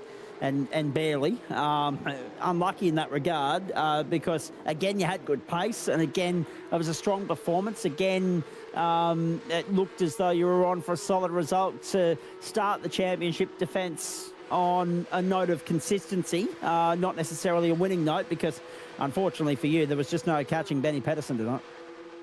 No, there wasn't. And I mean, like, the pace was good, but it's really qualifying that sort of did me in. Like, once we're out there, it looked like the pace was relatively stable across the board. Although, you know, Ped's probably had more in the bank as well. Was looking after it. So, yeah, I mean, yeah, that's disappointing, but it's not luck. It's a lack of skill there. So, I've only got myself to blame. Indeed. In saying that, I am not surprised in the slightest, based on what we saw on the streets of Adelaide, to learn that or to witness that the Porsche race compared to the Formula V's, tame, very tame. With a field of 55 or in excess of 55, what we have in the end, 62 in the server and 59 start. In a field of 59, nowhere near as many incidents or as much drama as what we saw on the streets of Adelaide. Yeah, that's true. You didn't have to negotiate traffic, though. That was, there was a few debacles there. And I think it caught up sort of each of us at some point, and you lost a lot of time, and, you know, people crashing, and over the hill, some of the pace deltas were pretty significant. So, but yeah, I mean, if the boys kept it relatively clean, other than, you know, my own cell phone, then that's well done round here. Adelaide, it seems like, was not the case. I had some experience in that, to be fair. But yeah, good job around here with that many cars. Indeed. Now, let's talk about a couple of other things here while we've still got you, Chapo. I mean, obviously, there's no, you know, oh God, I'm drawing blanks. Sorry.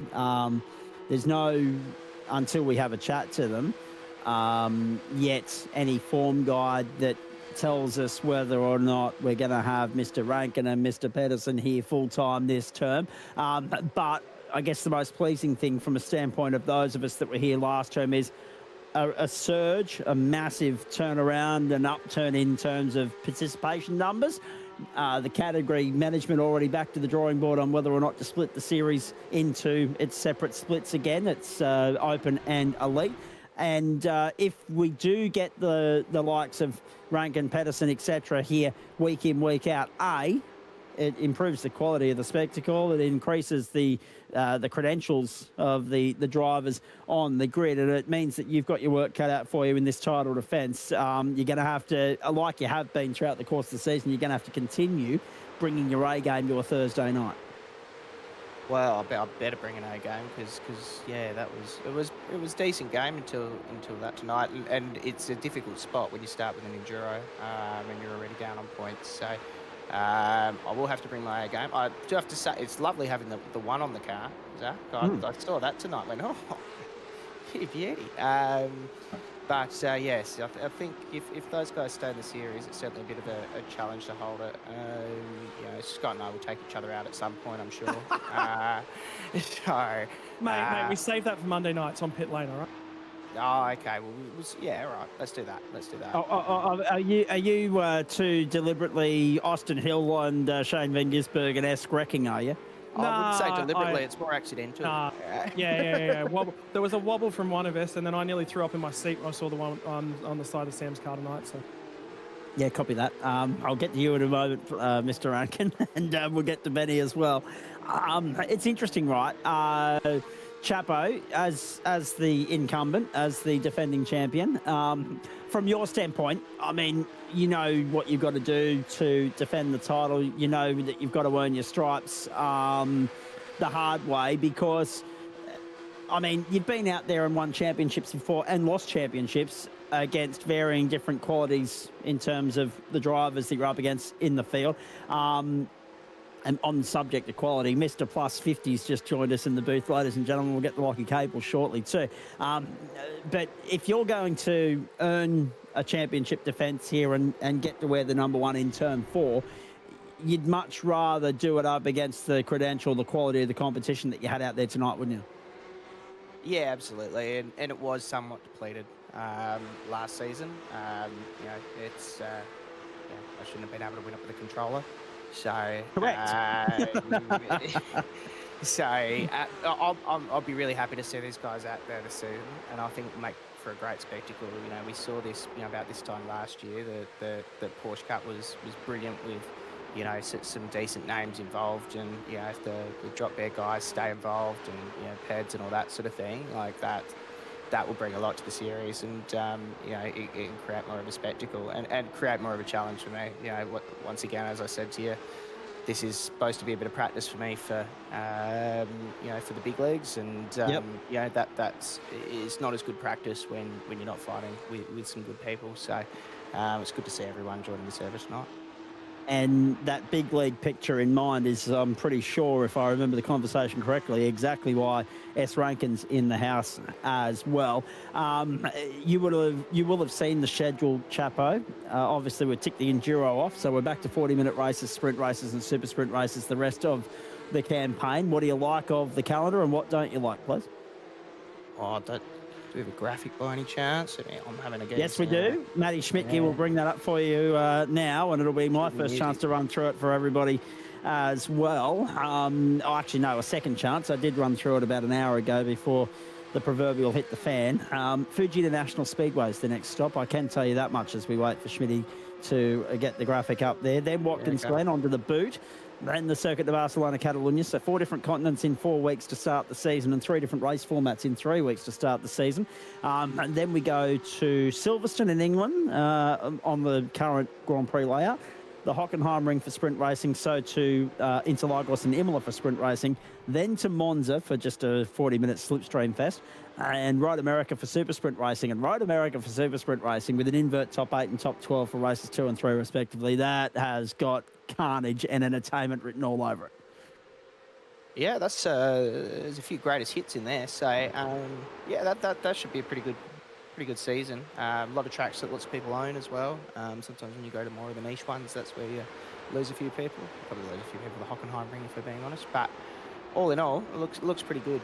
I always like to see a few more sprint rounds, but that's okay. It's just a pity that we're already down the enduro race. Well, yes, exactly right. Especially considering that it does carry a bit more weight, and it didn't end the way you would have liked it to.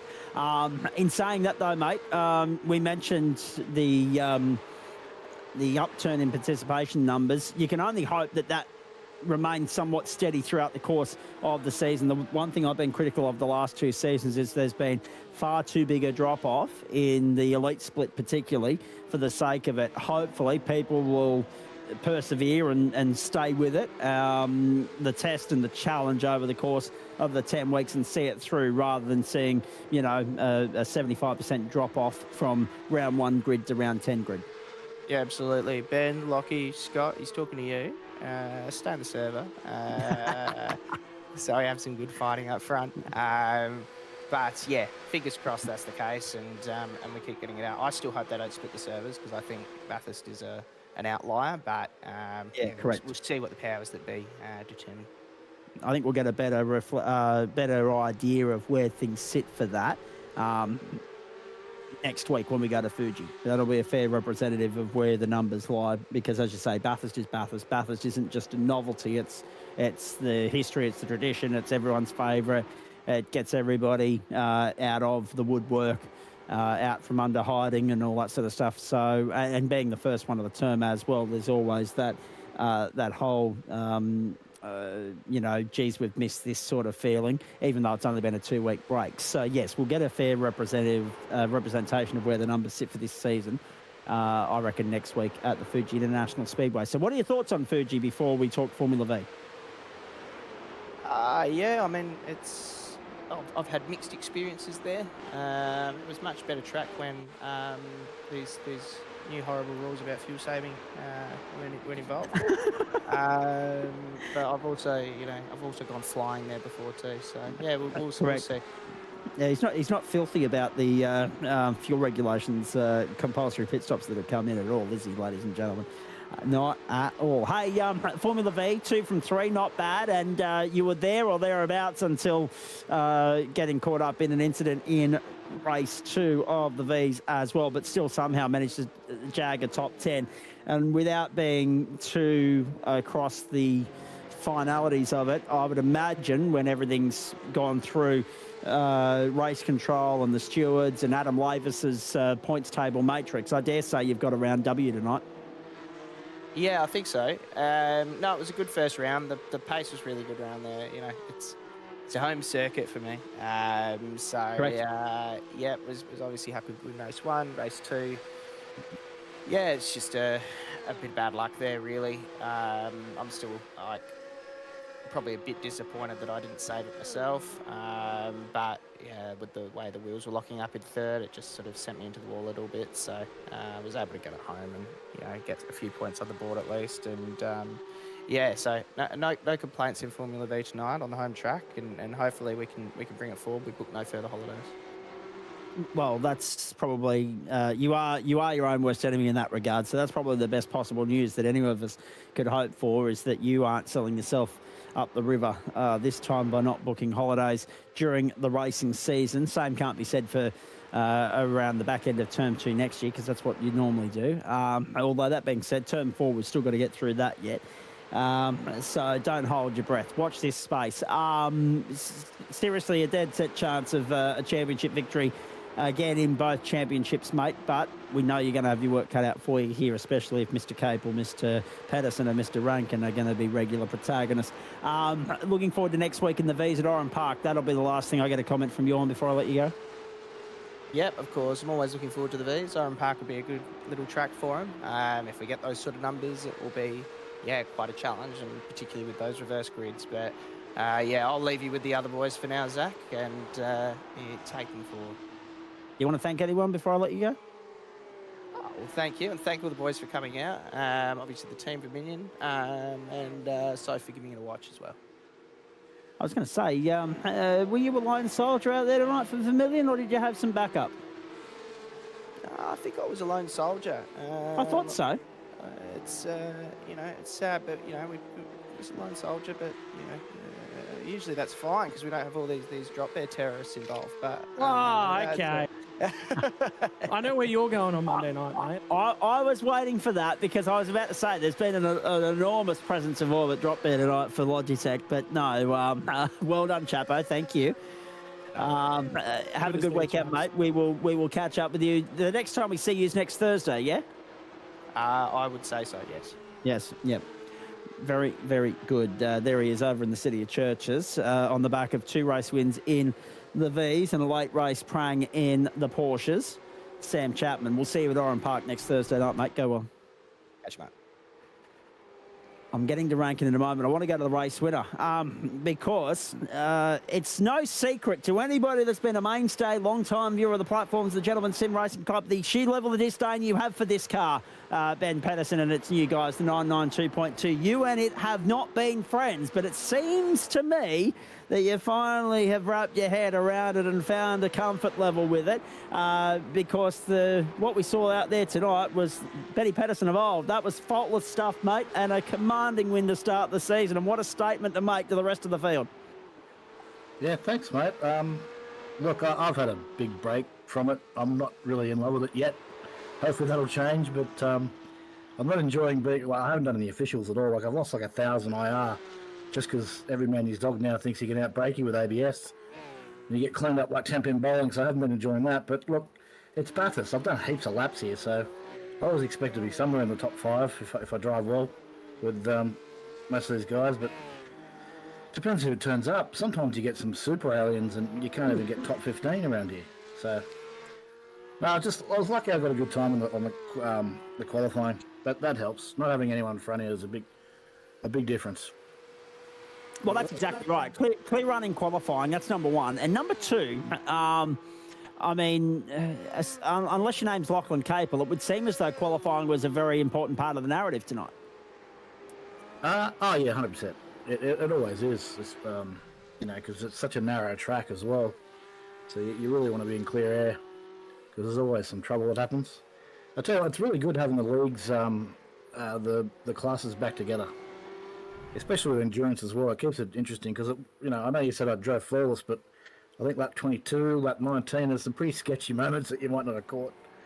Whereas when Martin almost beat me, and a couple of questionable overtakes as well, where I probably was a little bit impatient. So I was lucky I didn't ruin 2 races a couple of times. But no, it's good fun. Be back in the car, and I think you might have talked me into doing the season. So I'll come back. It's been 6. Now, I was going to say, it has been far too long between drinks for you, mate. But, I mean, as you say, you're still not in love with it, but everyone's in the same boat, right? So I guess it's a case of perseverance, and the rewards will come starting tonight. Yeah, I'll put in a little bit of time now. It's good to see some really old names. Like, I haven't seen Scott driving for a long time, but it's good to see him out there. He actually gave me a scare after my first pit entry that was completely balked by the back runner. I lost about 7 seconds in the space of 25 metres. Oh dear. Hey, talk to me about the pace tonight, because to see Porsches in the ones in qualifying, like, that pace is just extraordinary. Yeah, this car is quick, and it really turns in under brakes compared to the first iteration of the 992. So it's a little bit of an adjustment, but I still haven't found, like, with the old car, when we were driving it so much, like, you sort of start to get a feel for where the absolute limit is. But here, like, it clicked a little bit, but if you look at the times, they weren't consistent. So I'm still searching. But I finally got a set that I liked, which helped a lot. If you spend half the time working with sets and you don't have any confidence because you're adjusting, playing with things, it doesn't really help. You're better off just going out there with one set, just leave it, just try and get faster and then work on the set. But I spent, I don't know, November through to January trying to work out some sort of cheat code with the sets, and I just went backwards. Like, I lost 1,000 IR. Actually, speaking of which, Corey lost like 2,000 IR since this new car came out. So not many people are enjoying it at all. No. Still bouncing around like a skippy, like a pogo? Yeah, look, there's some, depending on the track, there are some that it's a slightly random bounce. Like, it's not predictable. Like, it's good that it bounces. I mean, the Porsche does bounce, but it just seems random and, like, a little bit over the top. Like, if you drive Sandown, I like to smash the curbs there, and you just can't in this car. Like, you got to avoid them as best as you can. And that's not the fastest way around it. No, not at all. Not at all. In saying that, strategy pretty easy when you're out in front to the tune of the margin that you were to play to the beat of your own drum. Yeah, but the first 4 laps with Corey on my tail, we were both pushing. Like, we were really pushing, and we missed a couple of apexes by a couple of days each in the first few laps. But look, I pushed most of the race, and then when I looked at the time, sort of had a bit of gap, sort of backed off again, and then went, I've just lost 3/10, so I just kept pushing. That was the strategy. Just send it. Yeah. And that's the point, right? Because someone commented in the YouTube thread, just a viewer tuning in from home, talking about your driving style, and I said that's the way Benny operates. Balls to the wall, full send. There's no, because at the end of the day, Benny, as you know so well, when you try and do it differently, it's a one-way ticket to cocking it up, right? If you go out there and just drive your natural game, 9 times out of 10 it yields the results. Yeah, 100%. You got to go with the flow that you like, and that's why I love sprint rounds. And I think Sam said the same. Like, we all love just sending it as hard as you can. It's a bit unfortunate there's not that many this season, but I like that the track schedule's good though, at least. So I'll definitely make an appearance at most, if not all, if I can. So we'll see there. There's no round on that list that you're not liking the look of? I don't dislike any of the tracks. I just know that there's 60-70% of them where I'm confident, and then the other, 30, 40%, or maybe 30%, that I needed to do more laps to be competitive. Indeed. Now, with regards to, I was going to say, the return of you and so many others to the platforms of the GSRC, it bodes well for the competitiveness and for, I guess, the spectacle of the Porsche Cup as well, mate. And I like what Chapo said there as well. There's a lot of guys that will use this as a training ground, a hit out to get some race time, not necessarily on the tracks that the Porsche Pro Series is heading to, but just to get some seat time, to get better acquainted with the car. Yeah, and to get better with your race strategy as well and your racecraft. I hope we see Corey as well, because I know that he's focusing on some big events.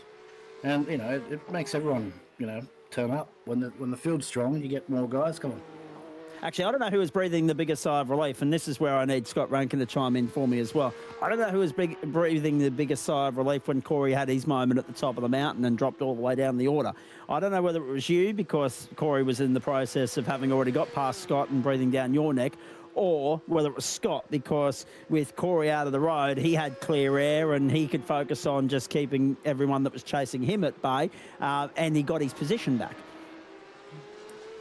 There wasn't really relief. I wanted to have a good race with him, but yeah, maybe the back of your mind, you're thinking, okay, that's a bit of pressure off. But I suppose look at Bathurst, there's always pressure. If you're not awake, you can make a mistake and just end up absolutely clobbered into a wall. So it was unfortunate. It's good. It's good to see him back, and I hope he sticks around, because he's awesome to drive with and he's super fast. I mean, was Dyson racing as well? Because he's super fast in this new car. I didn't look at the whole field. Was Andrew Dyson driving as well? No. Dyson was there last night, dominating in the supercar, but we didn't see him tonight. Jonesy was out there, his teammate, but not Dyson. Oh, we'll get him back as well.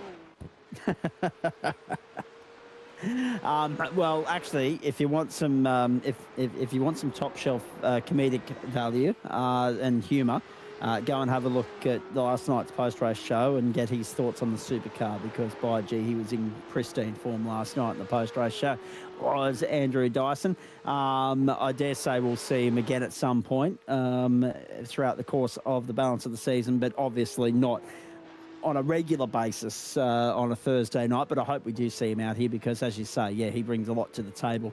He's one of those versatile operators on the platforms of the Gentleman Sim Racing Club. How do you feel about Fuji next week? I mean, obviously, we know we go there with a degree of trepidation, because one of the big trip-up points at that circuit is pit lane, the entry to pit lane, as Matty Dench and a few others have found out in the past. How do you feel about next Thursday night and 40 minutes around Fuji?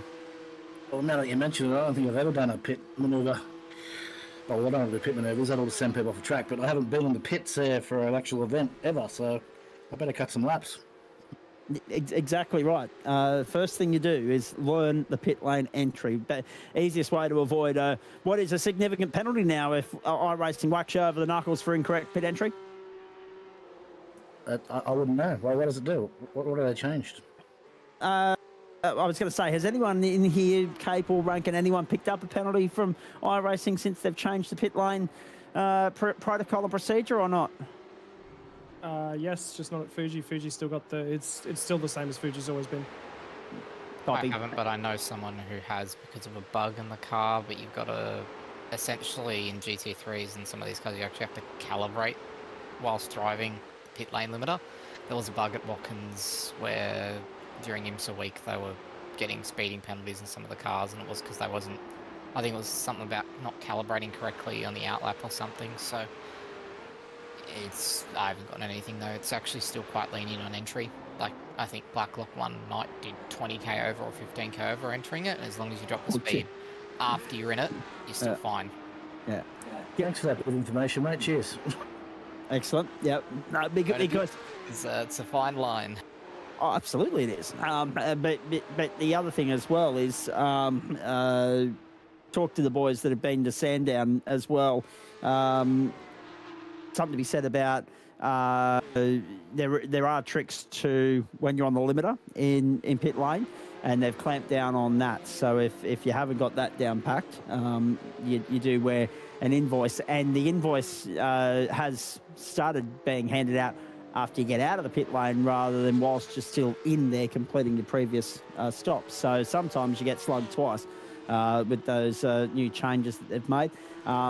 We did notice that at the end of last term in a couple of our grand finales. And as Scott quite rightly said, every track is different in that regard. Benny, well done tonight, mate. Faultless performance. Not much we can say about that to the negative. Nice to see the I's dotted and the T's crossed for you. Nice to see you be able to put a 60-minute performance together, because we know on a few occasions in the past you have been the reason for your own downfall, unfortunately. I actually think that is the first time I've got it done, because I remember the last time we had an endurance here, I think Matty Dench was in the race, and he was behind me, and then I balked it down, coming down the chase. Yep. Yeah, I think you're right, actually. I know you've won other races at other venues, but did you lead every lap tonight as well? We'll try to work that out, whether you were one of the last to stop or whether somebody's overtaken you during... Yeah, he did. Yeah, thank you, Scott. We thought that was the case as well. So that might be the first time you dotted all the I's and crossed all the T's on the same night, Benny. I just need another 6-month break and I should be fine. No such time for that. We've got to see you next week at Fuji, mate. Go with the momentum while it's there, run with it, and hopefully put a full season together and go one better than you did a couple of terms ago. Yeah, I'll give it a crack. It'll be a bit of fun. There's a little bit of love back now, just having the break and seeing some, old names come back. It's good. But I've got to run anyway. I've got to do a shout out for all the sponsors, mate. I've got to thank Pertec, PGA, Matrix Norwest, V8 Dry Day Perth, Grange Automotive Perth, Sim Racing and Focus Podcast, iLivery's Paints, Kart FX Design, and also, this is a mouthful, Print Racer 3D Printing Sim Rig Accessories. A mouthful that you handled like a seasoned professional. You've said that before, I'm sure. One more thank you got to give out, Benny. I had one of your teammates sitting on my stream here tonight, and he was giving you hell in my stream, so you better thank Mac Packets as well. Okay, you need to link me to the stream. I've got to watch this. Very good. Thank you, Mr. Patterson. Well done. Cheers, mate. See you, boys. Posted in the GSRC Porsche thread. Scotty will have that to you in a couple of moments, I'm sure. Well done.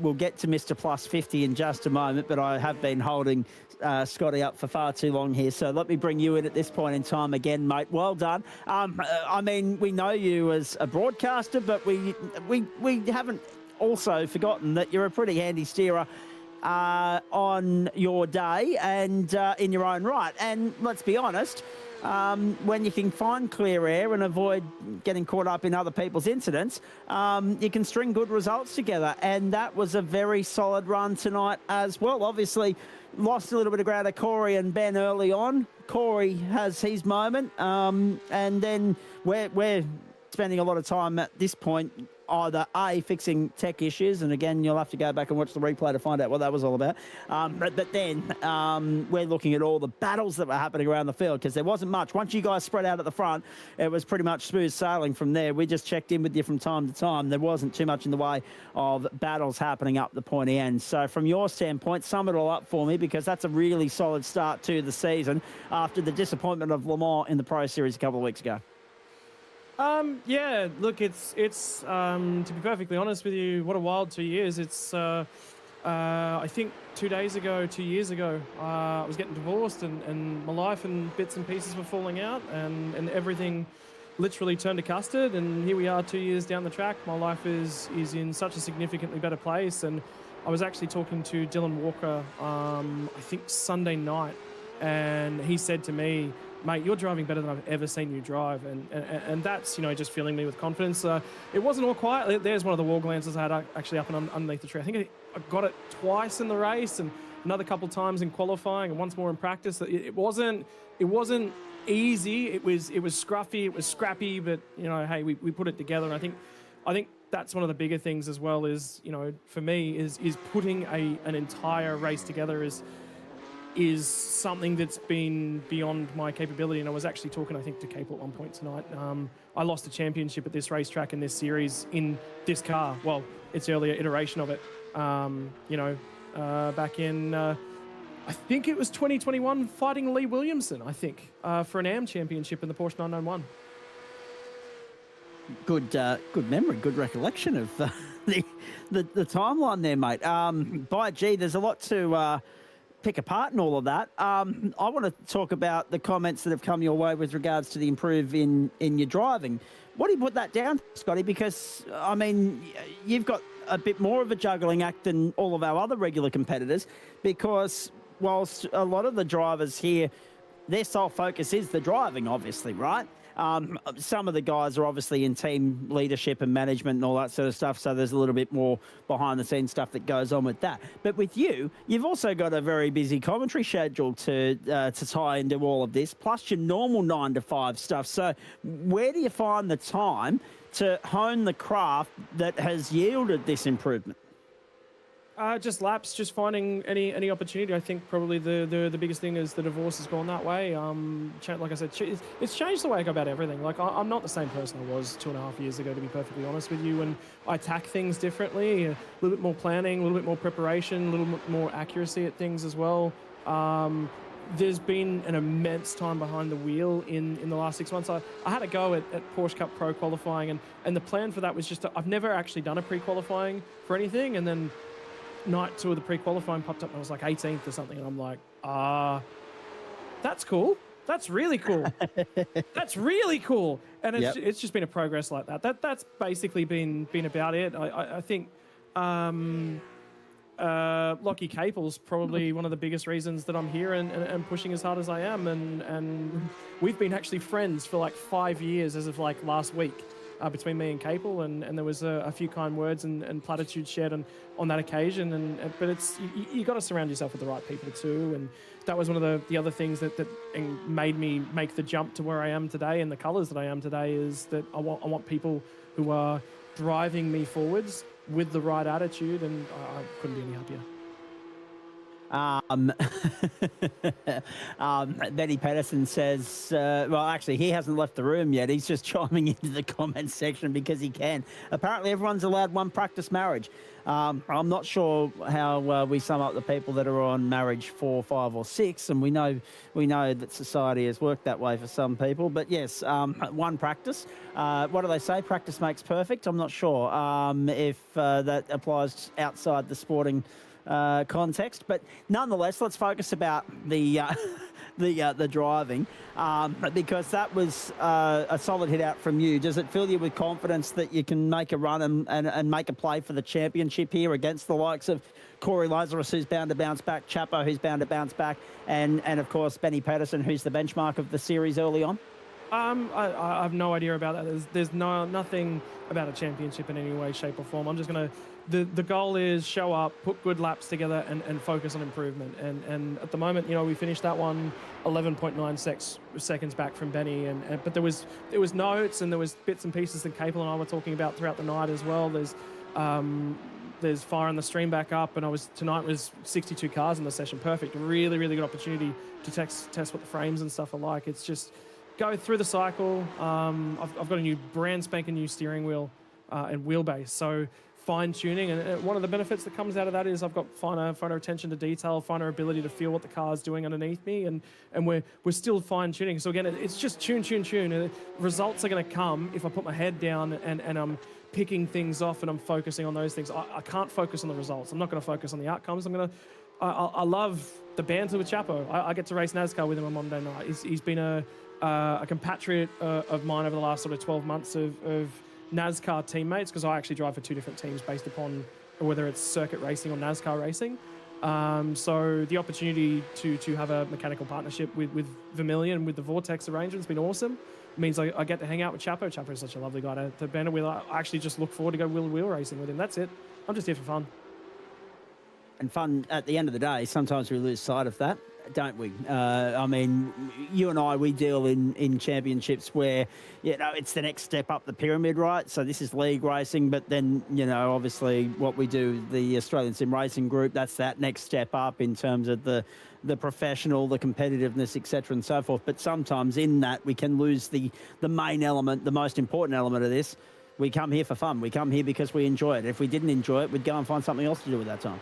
Yeah, it's about the people and at the end of the day, the interesting conversations, the difference in opinion between myself and Ben Pedersen about what we should be doing with the ABS, and that's the spice of the series. That's why we go racing. Like, Pedo is aggressive. No, aggressive's not the right word. He's passionate with his delivery of his opinions, and that's Absolutely. important. That's strongly important, because if we don't have somebody out here with a passionate opinion, I disagree with him, and that's also really important, and that's something I've always stressed to a lot of people as well. So it's majorly important to me that, you know, I was actually looking back at some of my Twitch clips and stuff, and I've lost sight of why I started this and why I got into it, and it refocused again. And, you know, I'm having fun and turning laps and being at fun racetracks. And I got to be honest with you, I rolled off of P2 and I was sitting there scratching my head going, there was actually a pole lap in there. Where did that come from? Like, legitimately, where did that lap come from? So, but hey, that makes your whole night, as Chapo said, or, you know, it mucks your whole night up. Indeed it does. Now, Tyson Broad, one of your teammates, is throwing shade in the comments section as well. He's saying, surely Scotty turns up and does the IndyCar because there's no Atlanta Motor Speedway on that schedule. What has Scott Rankin got against Atlanta Motor Speedway? Atlanta's my favourite racetrack, just not the current one, the old one. Oh, okay, right. It's right up there, but no, don't. We don't want to go down that path. We absolutely do not need to go any further down that path. No. We haven't got enough time, is what you're saying. Okay, fair enough. We got more than enough time. It's just not worth it. No. Okay, fair enough. Pressing right along. With a view to is the reason why you're here for the GSRC Porsche Cup. I mean, obviously it's the reasons you've just mentioned, but there's also surely an element to it with regards to a view to honing the craft with the Porsche Pro Invitational and the hope of boosting and improving on your results so far there. And we know that there's a very busy period coming up in that series where we've got something like 4 rounds in the next 7 to 8 weeks. Yeah, I just need more laps. I need raw laps, and that will certainly help me. So that's what this is all about, is just raw laps. But the biggest thing is I crack under pressure quite a lot at the moment. So I need to, and I want people putting pressure on me and forcing me to crack. I want people coming out and taking advantage of that and absolutely applying the pressure to my bumper, because I need it. If I'm going to get better, the talent and the capability is there, and I need to be put through the ringer and come out the other side. It's going to be frustrating before I get there, but yeah, that's what it's all about. All right, so with that in mind, obviously we've got a Porsche Pro round next week, Zandvoort, and then you go and turn it around and we've got a Porsche Cup round at the Fuji International Speedway the night after. 2 very different racetracks, Scott. Yeah, I did some laps at Fuji the other week, and I have some of my own opinions on it. I'm weak there. Zandvoort, I haven't driven in a fair while. But again, good challenging racetracks, so we're really good opportunities. So, yeah, look, I really love Fuji, by the way. I just can't drive it for whatever reason it is. It just does not work in my head in this car. So, work to do. All right, very nicely done. Looking forward to that. And, I mean, obviously, V8 Pro endurance season there. I know the second of the Enduros isn't too far away. We've got Bathurst, of course, next month, about 5.5 weeks away now. All very busy in your world. And obviously, you've had some real-world Thailand commentary as well. Where do you find time to sleep, Scott? When I'm dead. So yeah, pretty much. That'll happen when I get a chance. But I also, you know, I need to take an opportunity and relax. And I think I'm off to grab myself a glass of whiskey, play an hour and a half of a game that's just come out, and chill out before bed. And then I think we're going to have 2 cracks at Spa 24 Hour this weekend. The first one put together, the second one's still on iffy. 2. Geez, you're going to be keeping yourself very busy. Well, last year I did 72 hours at Daytona, so that was fun. That was really fun. I think I did the math. It was like 18 hours in the sim across. No, it was more than that. I think it was 20 something hours in the sim. 2,500 Ks driven. It was nuts. My legs, arms, and brain just ached all Monday. So. I don't doubt that. What about this, Benny Pedersen? Anyone is allowed to like it though. No beef. And before that, he's wrong. Get him out of here. It's like the battery racing in Formula One, just a wank. I don't mind that comment. I like it because there's so much disappointment with how Formula One's played out this year, and that's internally and externally what's going on there at the moment. And yet they're talking about adding more sprint races to the calendar in due course. I don't think that helps matters if you're still working with the current regulations that you've put in place for this year, given the amount of disdain there is regarding that at the moment. But anyway, we'll play with the cards we're dealt, as they say. Scotty, well done. Enjoy the whiskey. What game are we talking about too, by the way? Europa Universalis. I'm a massive history game nerd, and this is one of the most challenging ones that's ever come out. So. Right, I was going to say, when you started rattling it off there, I was like, hang on, I don't have a translator. It sounded like something that would be on SBS. Not far off it. It's not far off. It's about 1343 to 1836 history in Europe, and yeah, a bunch of different stuff. Really complex. It's nuts. I don't get my head around about half the mechanics in it. So. Yeah, that's fair. That's very, very fair. Hey, very good to catch up with you, buddy. It's been a couple of weeks since we've had a chance to have a chat. So, well done on the result tonight. Hopefully, a sign of things to come from you and Benny as well.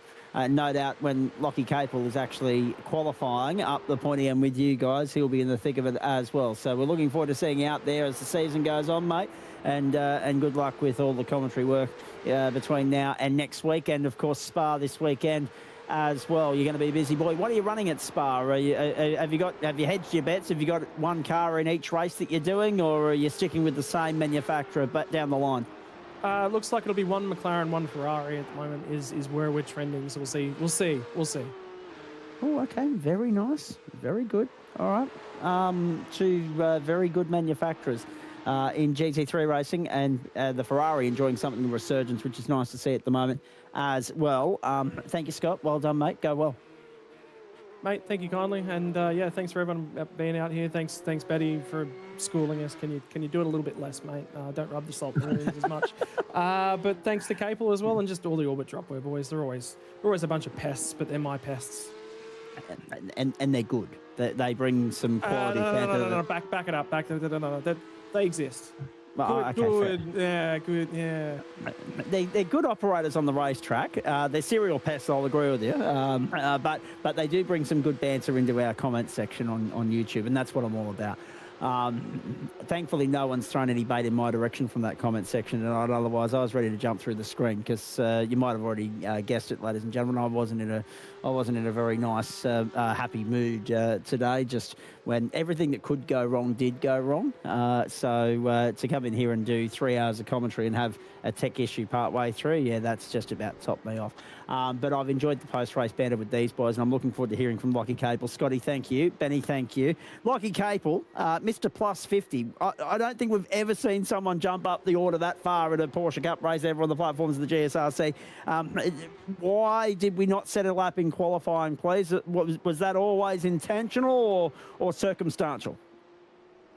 Not much time to jump over between F-Vees, which I haven't driven in over 2 years. I don't know why I decided to drive them, but we drove them, and then busy doing a couple other things, and yeah, couldn't really set a lap. Plus, after that, I thought, let's see what we could do at the back of the grid. I said on my... some people hate that, but yep. Look, I was very respectful the whole way through. There was only one incident I had, and that was just due to a really big checkup at the S's, and surprisingly enough, nothing else happened. So, sort of wanted to see what happened, and yeah, that was the outcome. I'm quite happy with it. 50 was... I wanted to get in the top 10 somehow, but 50 was not what I was expecting. No, we probably weren't either, and that's with no disrespect to you as a driver, because we know what you bring to the table, but plus 50 in 60 minutes around here is enormous in anyone's language. It's not the world's easiest circuit to execute overtaking manoeuvres on. B, there's something to be said for racecraft and strategy and all that sort of stuff, but you've also been the beneficiary of some of the other guys running into trouble, and you've got to take those breaks when they come your way. We had 59 starters tonight, ladies and gentlemen. That's the biggest Porsche field we've had in quite some time. If you're waiting for my usual Thursday night round the grounds update, I'm getting to that. We'll finish with Lockie Capel first, and then we'll go from there. Hey, Capel, when you're talking about driving through the field like that, I'll come back to the Formula V in a moment. Want your thoughts on that? But driving through the field here, obviously it's always going to be a long shot to go with Benny and Scott and Chapo and Corey Lazarus, you know, if things go right for them when you're that far back.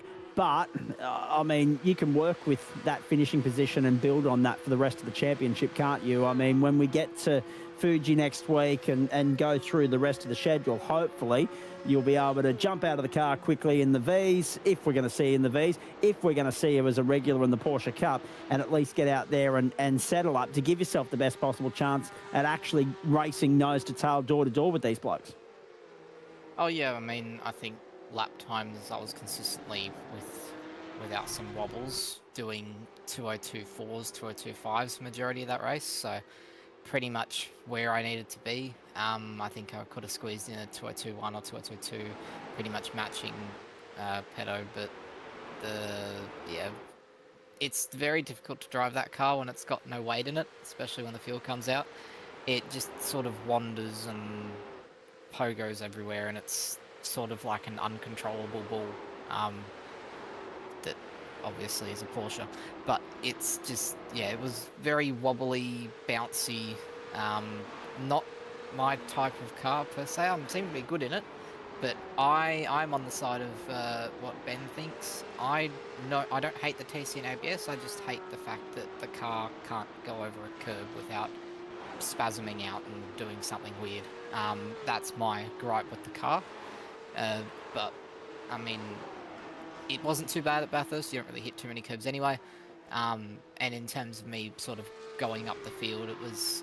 Lap 1 was going to be my only best shot at getting as many positions as possible, and I think after that it was only getting about 3 or 2 a lap, because obviously you can't pass anywhere after turn 2 or the cutting. So you sort of have to plan it out. We did have a little bit of strategy call initially where I thought Scott made the suggestion to maybe go pit early, but just as I was thinking about pitting, there was about an 8-second or 7-second gap that opened up between, I think, 12th and 10th or something around that, and I thought I'll just use that, get the pace, and then pit when I can.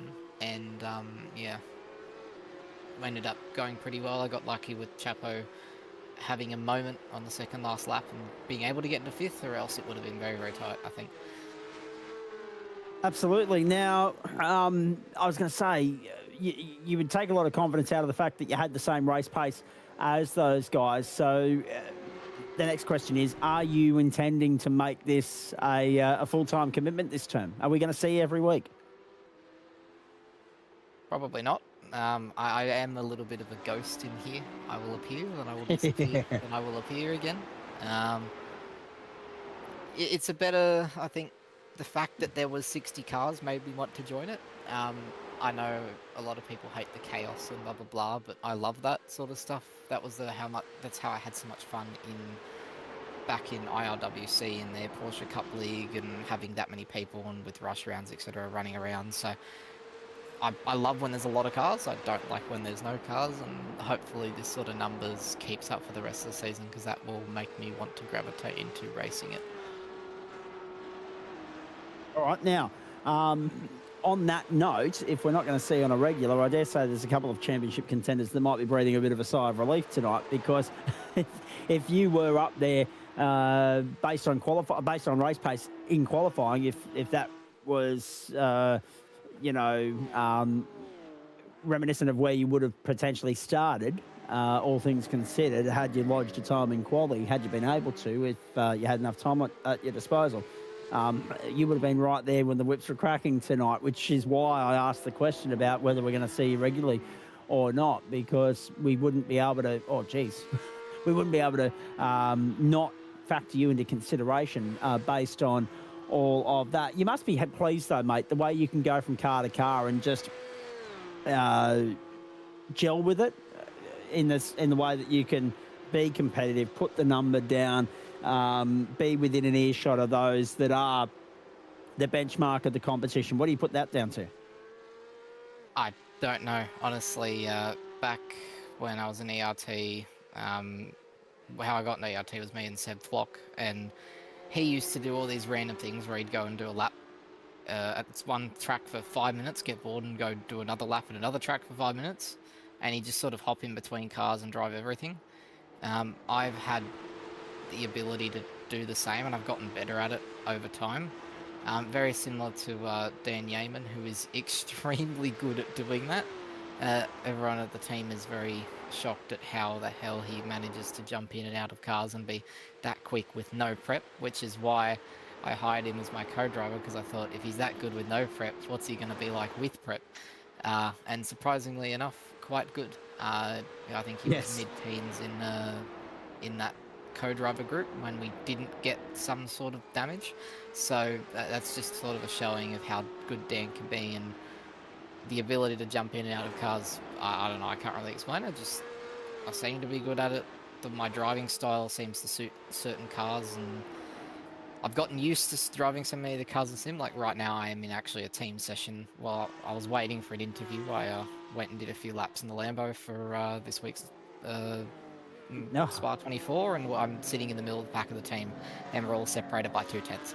So that's how competitive we are as a team, and how close we are together in like 2 or 3 different cars. So I seem to just be good at it. I don't know how. I don't know what I do for practice, but yeah. I wish I could have a word for you on the little secrets that I do, but there isn't really any.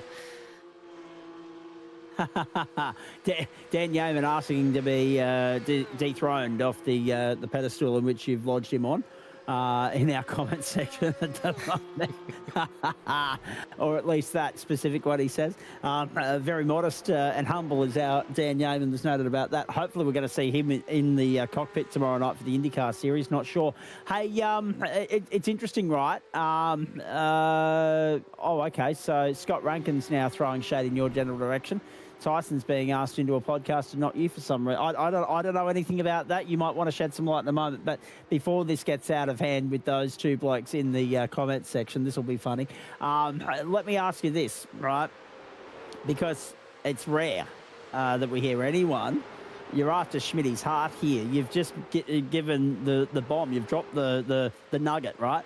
That you're running a Lambo for Spa this weekend. There hasn't been a heck of a lot of love for the Lambo in GT3 land in the recent past. So what made you guys sway in that direction, please? Good old Harrison Lewis with his magical thoughts on the correct bot a week and a half before the race. He will pick a car, say this is going to be the car, and in a week, when we find out the ending of the bot, that's the car we run. And usually 9 times out of 10, it's the correct car to run. So we'll keep going on that. I don't know. Again, I tried to ask him for his secrets today. He wouldn't give. Well, he tried to give them to me, but it didn't make any sense because he's got this magical tingle, I guess, on what car is the perfect one.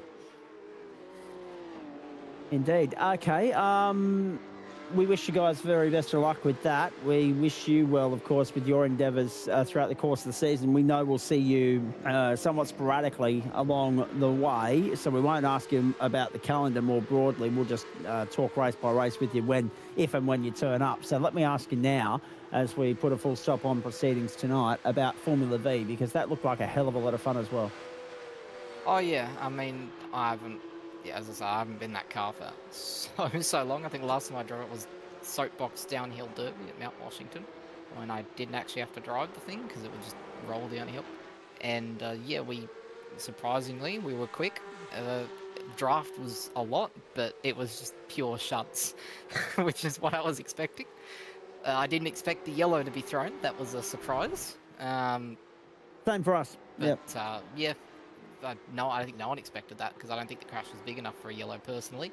I've seen bigger crashes, but we had some pace in there. Somehow rocked up to P3 in the final race and wobbled my way into the wall in the second race whilst leading, after Harry wobbled his way into the wall whilst leading the lap before, and then after I crashed, the next person crashed in after me the following lap. So I think I heard on the broadcast a curse of whoever's in the lead, and apparently it was. Yeah, it was. But, yep. Yeah, it was fun. I did not expect it to be fun. It was fun. So I'll give props to the Formula V mains. You will never see me spending money on the extra cars that iRacing added, I think, this update, because it's a skin. Doesn't really matter. But for the people who want to recreate real life as close as possible, fair enough. It's maybe a good investment. But That was an interesting thing, and look, I'll refer to Tyson the comment. I didn't have a front bar. I didn't have a front bar I could brake in that car. I did in the P-Cup, managed to not get it ripped off somehow. So yeah, when I don't have a front bar that can be removed, I perform well. Well, that's yes, exactly. And it was good to see out there. Obviously, there was a fair bit of carnage in all of that. We've probably never seen two bigger Formula V incidents on the platforms of the Gentlemen's Sim Racing Club than what we saw in race 2, and then again at the start of race 3 there in the V's. Quite frankly, I thought the race 2 one was bigger than the 3, so I was a little bit surprised that they pulled the trigger on the safety car there in race 3. But no, a solid drive from you tonight, mate. Well done. Very much best on ground. Unfortunately, if you don't set a number in qualifying, you don't get the points for most positions gained. But then again, when at the same time, when you're not a full-time committed competitor in the series, that matters very little. So we'll take the wins where we get them, and we'll just marvel in what was a masterful performance from you throughout the course of that hour this evening. Scott Rankin, the cable bar is similar to the Larry bar, a piece of engineering masterpiece designed to make the car go faster. The Larry bar anyways, he reckons. He says the cable bar does the opposite. I don't think that's very fair on you. No, it is, because he's also just typed the piece of metal poking from the front of the bar, from the front of a supercar, making it go slower. That is what I call the front crash bar of death in the Mustang. And I also discovered on the Camaro, it's front clip damage. So if you get a little bit of the clip broken off the front bar in the Mustang on the side, you get inherent complete understeer. So that was also fun. But in regards to Tyson making some comments earlier on that may be a bit out of line, he can comment when he's not in a mine shaft and back in a car. Yeah, actually, that's a fair point. That is a fair point. Well, good return of serve from you. I'll give you the point on that one. Very, very good. Speaking of return of serve, we'll get to Wimbledon and give you an update on that in just a moment, folks. But in the meantime, what else tickles your fancy here? Where would you like to pop up and have a steer when time permits, mate? I don't know. I've gotten pretty lucky this week. I've had uni off, so I haven't had anything to think about. Which means it's been this and buying a bunch of new games from the Steam sale, which was fun. But other than that, the next 2 weeks are probably going to be quite busy. Spa 24 P-Cup Pro at Zandvoort, Bowler's favourite track, Bud's very, very favourite track, and I don't mind it that much. And then V8 on Friday night. Yes. The V8 is falling out of love with me at the moment, and I think it's falling out of love with a bunch of people, which is why I think you're seeing the outcomes that are happening in that car. But I think it's going to take a little bit. I think a lot of people dropped out last year, and a lot of people might drop out at the end of this year. There's just, you jump in other cars like GT3s and Formula Vs, etc. You just have a lot more fun. The V8 just seems to be a bit sluggish at the moment and not really fun in any means. It's a bit of a chore at the moment for a lot of people. Yep. I didn't mind it at PI, Sandown.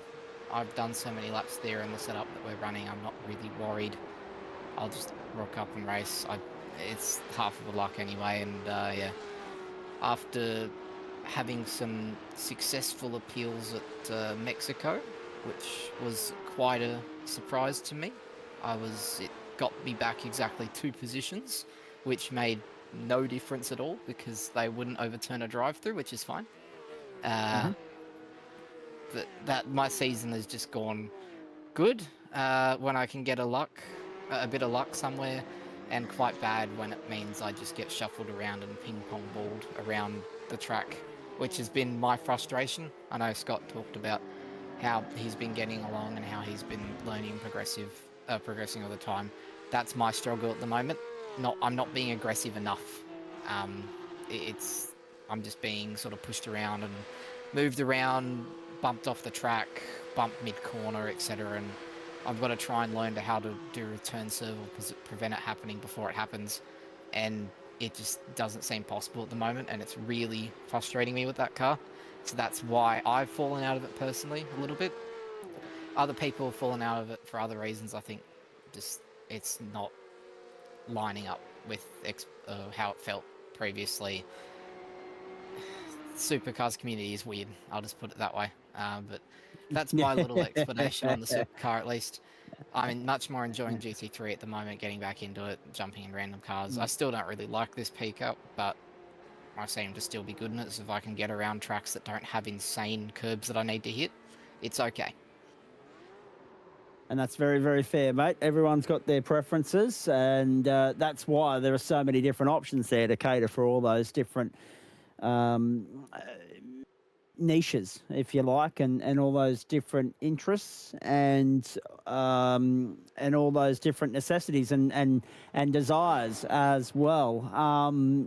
At the end of the day, you're never going to please everybody. That's why we're very lucky that we've got what have we got now? 10 different championships across six nights of the week, 10-week terms, 4 times a year. So somehow trying to cater for everybody. You're never going to find something that appeals to every single person, but we've got a good enough spread that we can tick the box there as best we possibly can. Find something that everybody, at least somebody likes something of what's on offer. And I agree with you, the supercar, it's going through a weird sort of patch at the moment. Hopefully somewhere down the line it'll be a bit more driver friendly and a bit more entertaining as well in its own right. I mean, although that being said, just add water, right, at Hockenheim, and it's usually fairly entertaining, Lockie. Yeah, look, it helps because you drive other cars, you know how to drive in the rain. And when other people don't drive other cars, they don't know how to drive in the rain. So exactly. That's my explanation. That is still one of my all-time memories, and look, you commentating it makes it even more special. Oh, that's very nice. Your little flair that makes it quite memorable. That's always going to keep me in memories if I won a V8 Pro race. It doesn't have to say that it's qualifying series, but I won one. That's exactly right. That's exactly right. Say that, so and you can thank Rankin for being crook. I think it was either that he was crook or he was. This car should be reserved for a smooth surface, says Jordan Pianazzola. I think that's in relation to the Porsche. So we need one of those smooth as a baby's bum type racetracks that's just been resurfaced and looked after. But it's interesting, isn't it? Because you can thank Rankin for being either away on work assignment or crook that week. It was one or the other, so I had to step in and deputise, and I didn't have a problem doing that. It was a pleasure to be in the booth with Sandman that night, and I'm glad for the water element as well, because I didn't expect we'd get the most life-affirming race out of Hockenheim had that not been the case. Very good to catch up with you, mate. Very nice to see you out there tonight doing what you do best and tearing it to shreds. Well done on that. Good luck with everything else coming your way over the course of the next few days with Spa, etc. Enjoy the study when uni goes back, and obviously we look forward to seeing you sporadically throughout the course of the season. Yeah, I mean, I reckon the quite good team would be you and Scott. I reckon you'd go have some quite good moments, and I think you do have those when you two do commentate together. So that would be one of my all-time favourite commentary teams, probably alongside Reece Gardner. Seems to be very high in my ratings. Yeah, absolutely. I was going to say, yes, you were in work for... I couldn't remember. I knew it was one or the other, because I know I've had to jump in and deputise for you when you were crook as well, Rankin, as well as when you've been away for work. I knew it was one or the other. Actually, no. It was Sebring. It was round one of the Pro Series proper that I had to deputise because you were crook. That's right. No Sebrings in this car, please, Jordan Pianazzola says. And Scott Rankin immediately sledging him back, saying that is getting added to the calendar. I don't think so. The calendar's already locked and loaded, not up for any further discussion or correspondence or change or anything like that.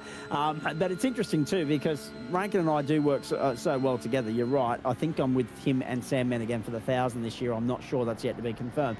But the other thing too is because he went out there and impressed himself, actually, let alone anybody else, with what he was able to achieve in the Porsche Pro qualifying, that left me with Jake in the co-commentary. So it's been interesting to A, work with somebody else, and B, actually be in the seat and calling Rankin at the same time. And we're just waiting for those opportunities to, as he would if it was any of us out on the circuit, throw him under the bus. That's part of the fun. He fully expects it. So, no, it's good fun. And we have a lot of time for our SimSpeed colleagues as well, and our ASRG crew too. We love them. Good to catch up with you, mate. Thank you for that. Go well. All the best this weekend. Yeah, appreciate it. I just want to give a big shout out to Logitech Geo DBM. Everyone who comes and sponsors the car.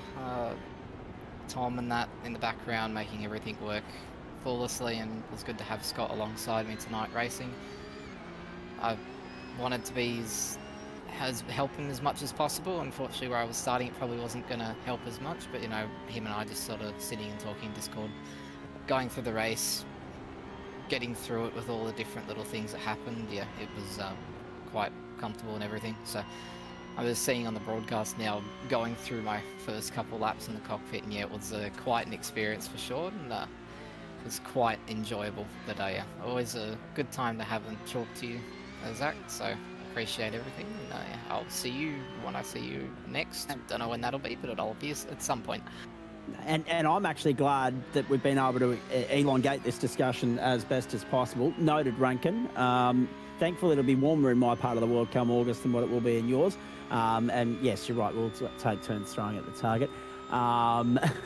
The old slam dunk competition. I love it. Hey, but the reason why I've enjoyed the fact that we've been able to stretch this chat out, mate, is so that we can show everybody at home exactly how impressive a start that was from you, and how you were just able to watch the C's part and carve up in the process, and simultaneously make the most of the misfortune for those that saw themselves at exit stage left and right, but also execute some really solid racecraft and use the pace that you had to your advantage to execute some clean overtaking opportunities at every opportunity where it was feasible to do so. Very nicely done. Thank you, mate. Go well. Appreciate it, mate. And likewise, buddy. Appreciate that, and look forward to doing so again later in the season. There he is, Lachlan Capel. A well-spoken young bloke and a really good, solid operator when it comes to behind the steering wheel as well. Matt Schmidtke is still here, hence why you're still seeing pictures beaming out tonight. At this hour, we've just gone 11:05 on the East Coast and 9:05 on the West Coast, 1:05 in New Zealand. Interesting night, Schmidtke. One that I'll be happy to ride off as soon as we get off air. I feel as though it's the first time I've got to the end of the broadcast in quite some time, feeling as though I could go and put my head on the pillow and be asleep within 15 minutes. I'm going to try and see if it works. And we'll reconvene tomorrow night for the IndyCars. But your final thoughts on all of that? I mean, obviously, disappointed not to be out there in the thick of it.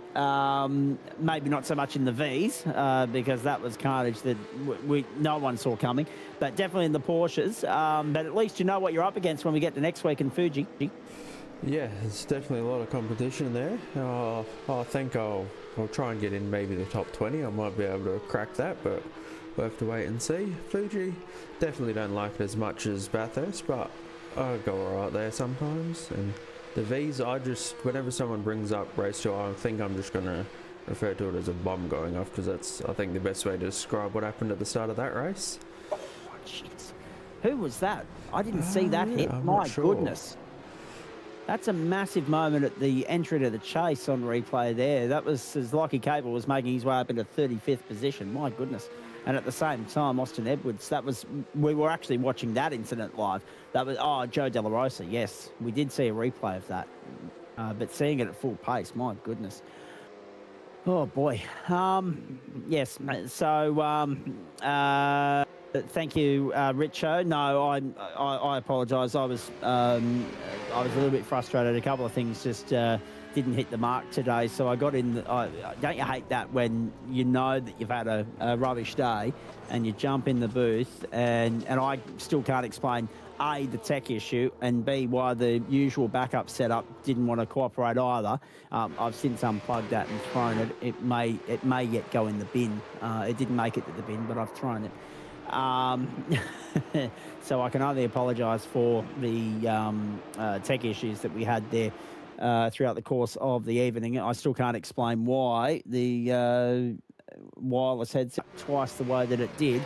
And ever since I reverted to that, it's not missed a beat. So technology is a beautiful thing when it works, but as we've learnt this week through the Telstra debacle, it's also a bloody temperamental thing as well. So yeah, no, apologies for that, because if those tech issues had kept on going, you would have had Joe Baldwin and Matt Schmidtke for the balance of the evening, because I wouldn't have been here. I would have just walked away, and it's very rare that I do that on the job. Hopefully no such tech issues tomorrow night when we reconvene. Now, as far as this calendar is concerned, Schmitty, when you look at it from your standpoint, when you go actually getting the opportunity to go racing here, what are you most looking forward to? Oh, some pretty good tracks here. Oh, don't mind me a bit of Road America or Watkins Glen. Yeah, pretty good. There's not really... people aren't going to agree with me, but Interlagos, I guess I'm just slow there. I never really enjoy that track. I know everyone will probably crucify me for saying that, but that's how it goes. The rest of it, Barcelona, give or take, it's not a bad track, it's just not a good track either. But the rest of them, pretty good selection. Indeed. No, very good selection indeed. I mean, I don't know, I can't comment on the Interlagos from a driving standpoint, but from a spectator standpoint and a commentary standpoint, it's one of those circuits that I do look forward to as well. So yeah, I get where you're coming from, because if it's one of your Achilles heels as a driver, I can get why it's a source of frustration. But yeah, from a spectator standpoint, it is terrific. It's interesting to note as well, only 6 races in the first half of the campaign and 10 in the second, 3 sprint rounds and a super sprint in the back half of that season, which is going to be fantastic. Now, plenty coming up. We'll have a look at the GSRC side of things in a moment, but let me preface all of this by saying that I don't have an update from the Porsches yet. I don't have an update from Formula V yet. Obviously, Formula V is provisional until race control's reviewed the tape. Adam is currently crunching the numbers and working out who goes into what split, where and how. And obviously, we've got to take into consideration the guys that were in the backup server to accommodate the overflow that we had in the main server tonight as well. So with all of that being so provisional and with asterisks left, right and centre, we're not going to give you points updates tonight. As soon as we do have anything formally finalised, we'll bring it to you hopefully tomorrow night with Joe Baldwin with the IndyCar race on the platforms of the Gentleman Sim Racing Club. We went around the grounds earlier talking about the NRL, Broncos too good for the Sharks. The AFL, the wheels fell off the wagon for the Swans in the second half. Fremantle have come out and absolutely smashed them. I mentioned on my Snapchat going into the broadcast Q another night of being frustrated by a football team. Well done, Sydney. You've achieved that. I'm on a hat-trick now. I just need Melbourne to muck up on Sunday night, and I've had a wonderful week. 10-13-73 they ended up with. 15-21, 111 for Fremantle. Both teams won't take any solace out of the fact that they've kicked that many behinds each. Not a night for the accurate, that's for sure. Well done to the Fremantle Dockers. That's why they're the premiership favourites at the moment. That's why they're top of the table. And the Swans go back to the drawing board for the second time in 3 weeks. Thursday night has been their Achilles heel of late. They got smashed by the Lions a couple of weeks ago and now smashed by Fremantle. So I think next Thursday or Friday they take on Adelaide, which they'll hopefully wipe the floor with, but who knows. Now, Wimbledon underway on day number, day 11 of the championships at Wimbledon. We do have updates coming in for you from Centre Court. I can confirm the first semi-final already underway.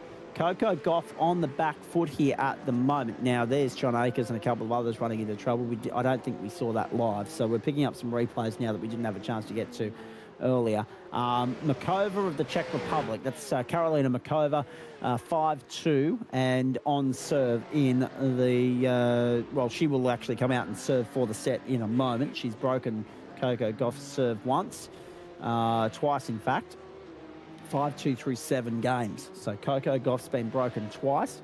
Makova 5-2 and will serve for the set in just a moment. You can watch that on Nine's Wild Water Sports right around Australia, or even in Western Australia. It's live on the main channel everywhere tonight. Later tonight, the Ukrainian Kostyuk, the 12th seed, will take on the 9th seed Noskova of the Czech Republic again for a spot in the final against probably Makova. And then the one that we're most excited about, the mixed doubles final is on centre court early hours tomorrow morning. If this isn't live on 9, then I'm not having a bar of it, because really, who wants to be watching repeats of a current affair and tipping point at 4 o'clock in the morning? Put these guys on the main channel and let the Today Show run after it. Mark Pullman, Storm Hunter, the Aussies, mixed doubles final, up against Marcelo Arvalo and Yelena Ostapenko. They are the number 2 seeds. The Aussies not seeded, but they are in the final, and we wish them the best of luck tomorrow morning. Our only chance of silverware out of the 2 weeks at the All England Club at the moment. We have got a couple of other hopefuls in semi-finals and quarterfinals at the moment, including Cruz Hewitt in the junior boys. But yes, a chance of silverware tonight with Pullmans and Hunter in the mixed doubles final. Then we get to what's going on throughout the course of the weekend. First quarterfinal, FIFA World Cup tomorrow morning. That is going to be an absolute beauty. Of course, that pits France up in action against Morocco, 5:30 a.m. on SBS. And, of course, the Tour de France continues tonight as well for those of you that are into the cycling. I won't bother running through anything else at this particular point in time, because I'll run you through what's going on Saturday and Sunday at the end of tomorrow night's broadcast. But earlier tonight, the Opals came from behind to beat China and win that series of friendly matches against the Chinese 2-0, having already won game 1 on Tuesday night, and they won tonight's fixture as well.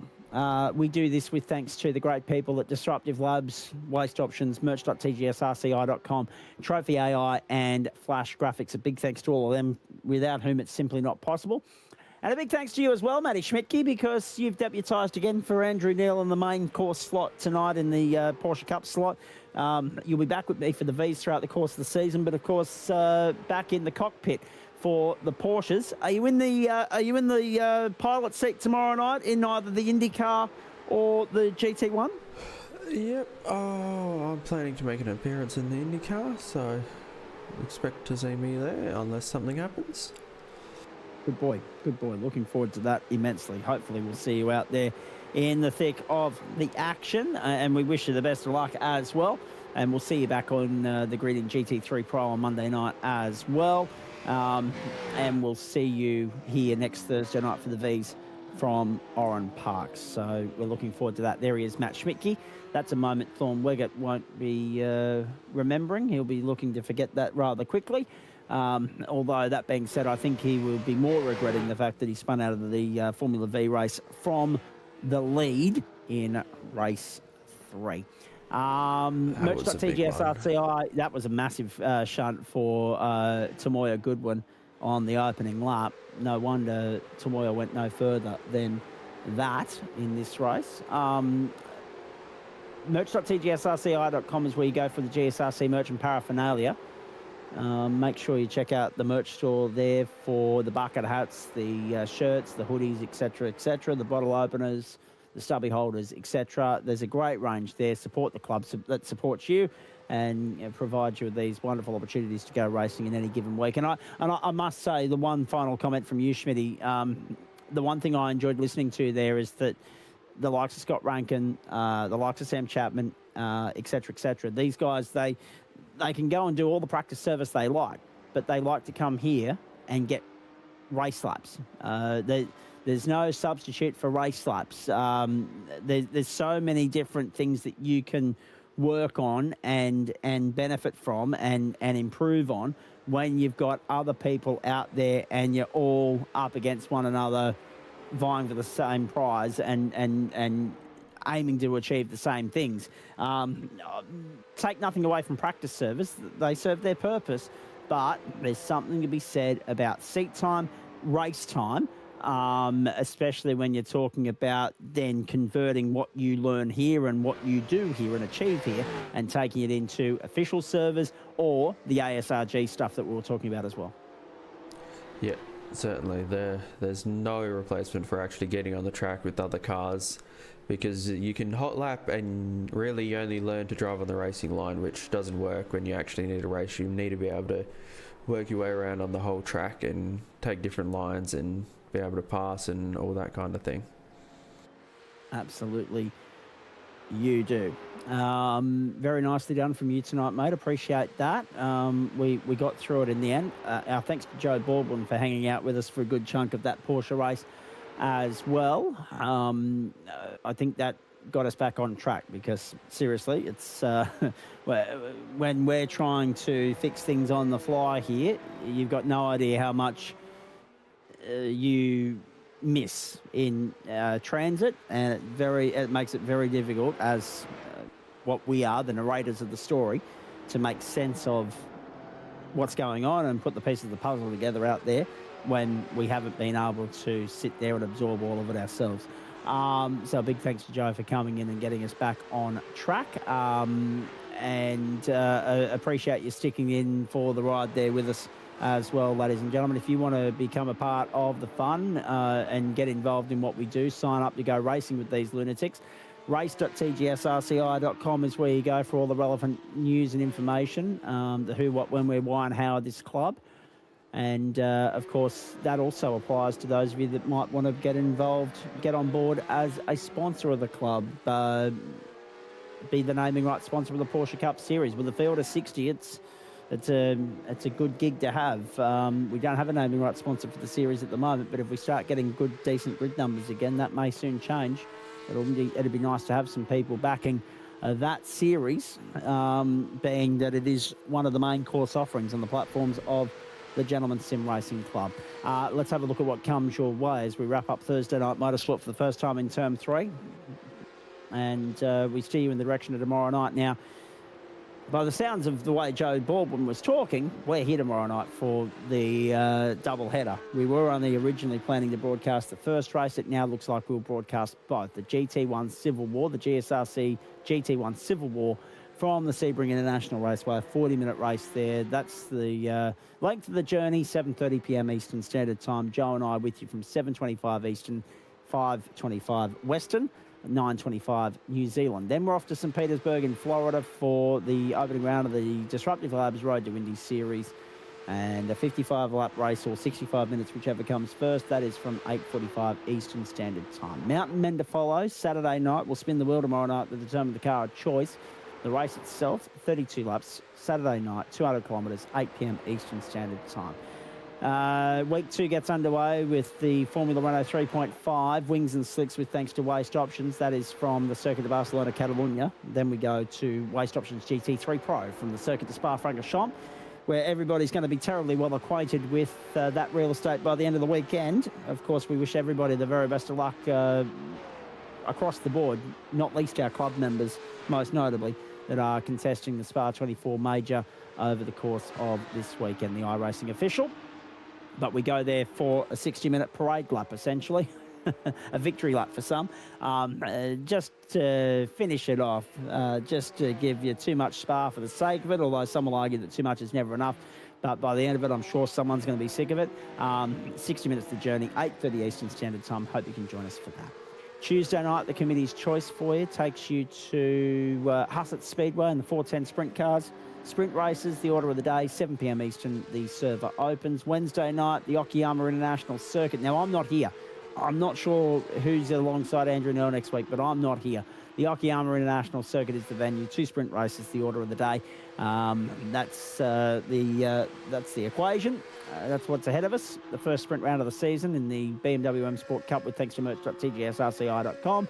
Okayama International Circuit, Japan. Our first visit to Japan for the season, 7:30 Eastern. We're looking forward to that. And we double up with Japan that next week, and I'll get to that in a moment. But then we've already been to Watkins Glen once this season. We go there again next week, but we go there with the supercars with thanks to Trophy AI, a 40-minute race on the NASCAR short shoot configuration of the circuit, and that is from 8:45 Eastern Standard Time.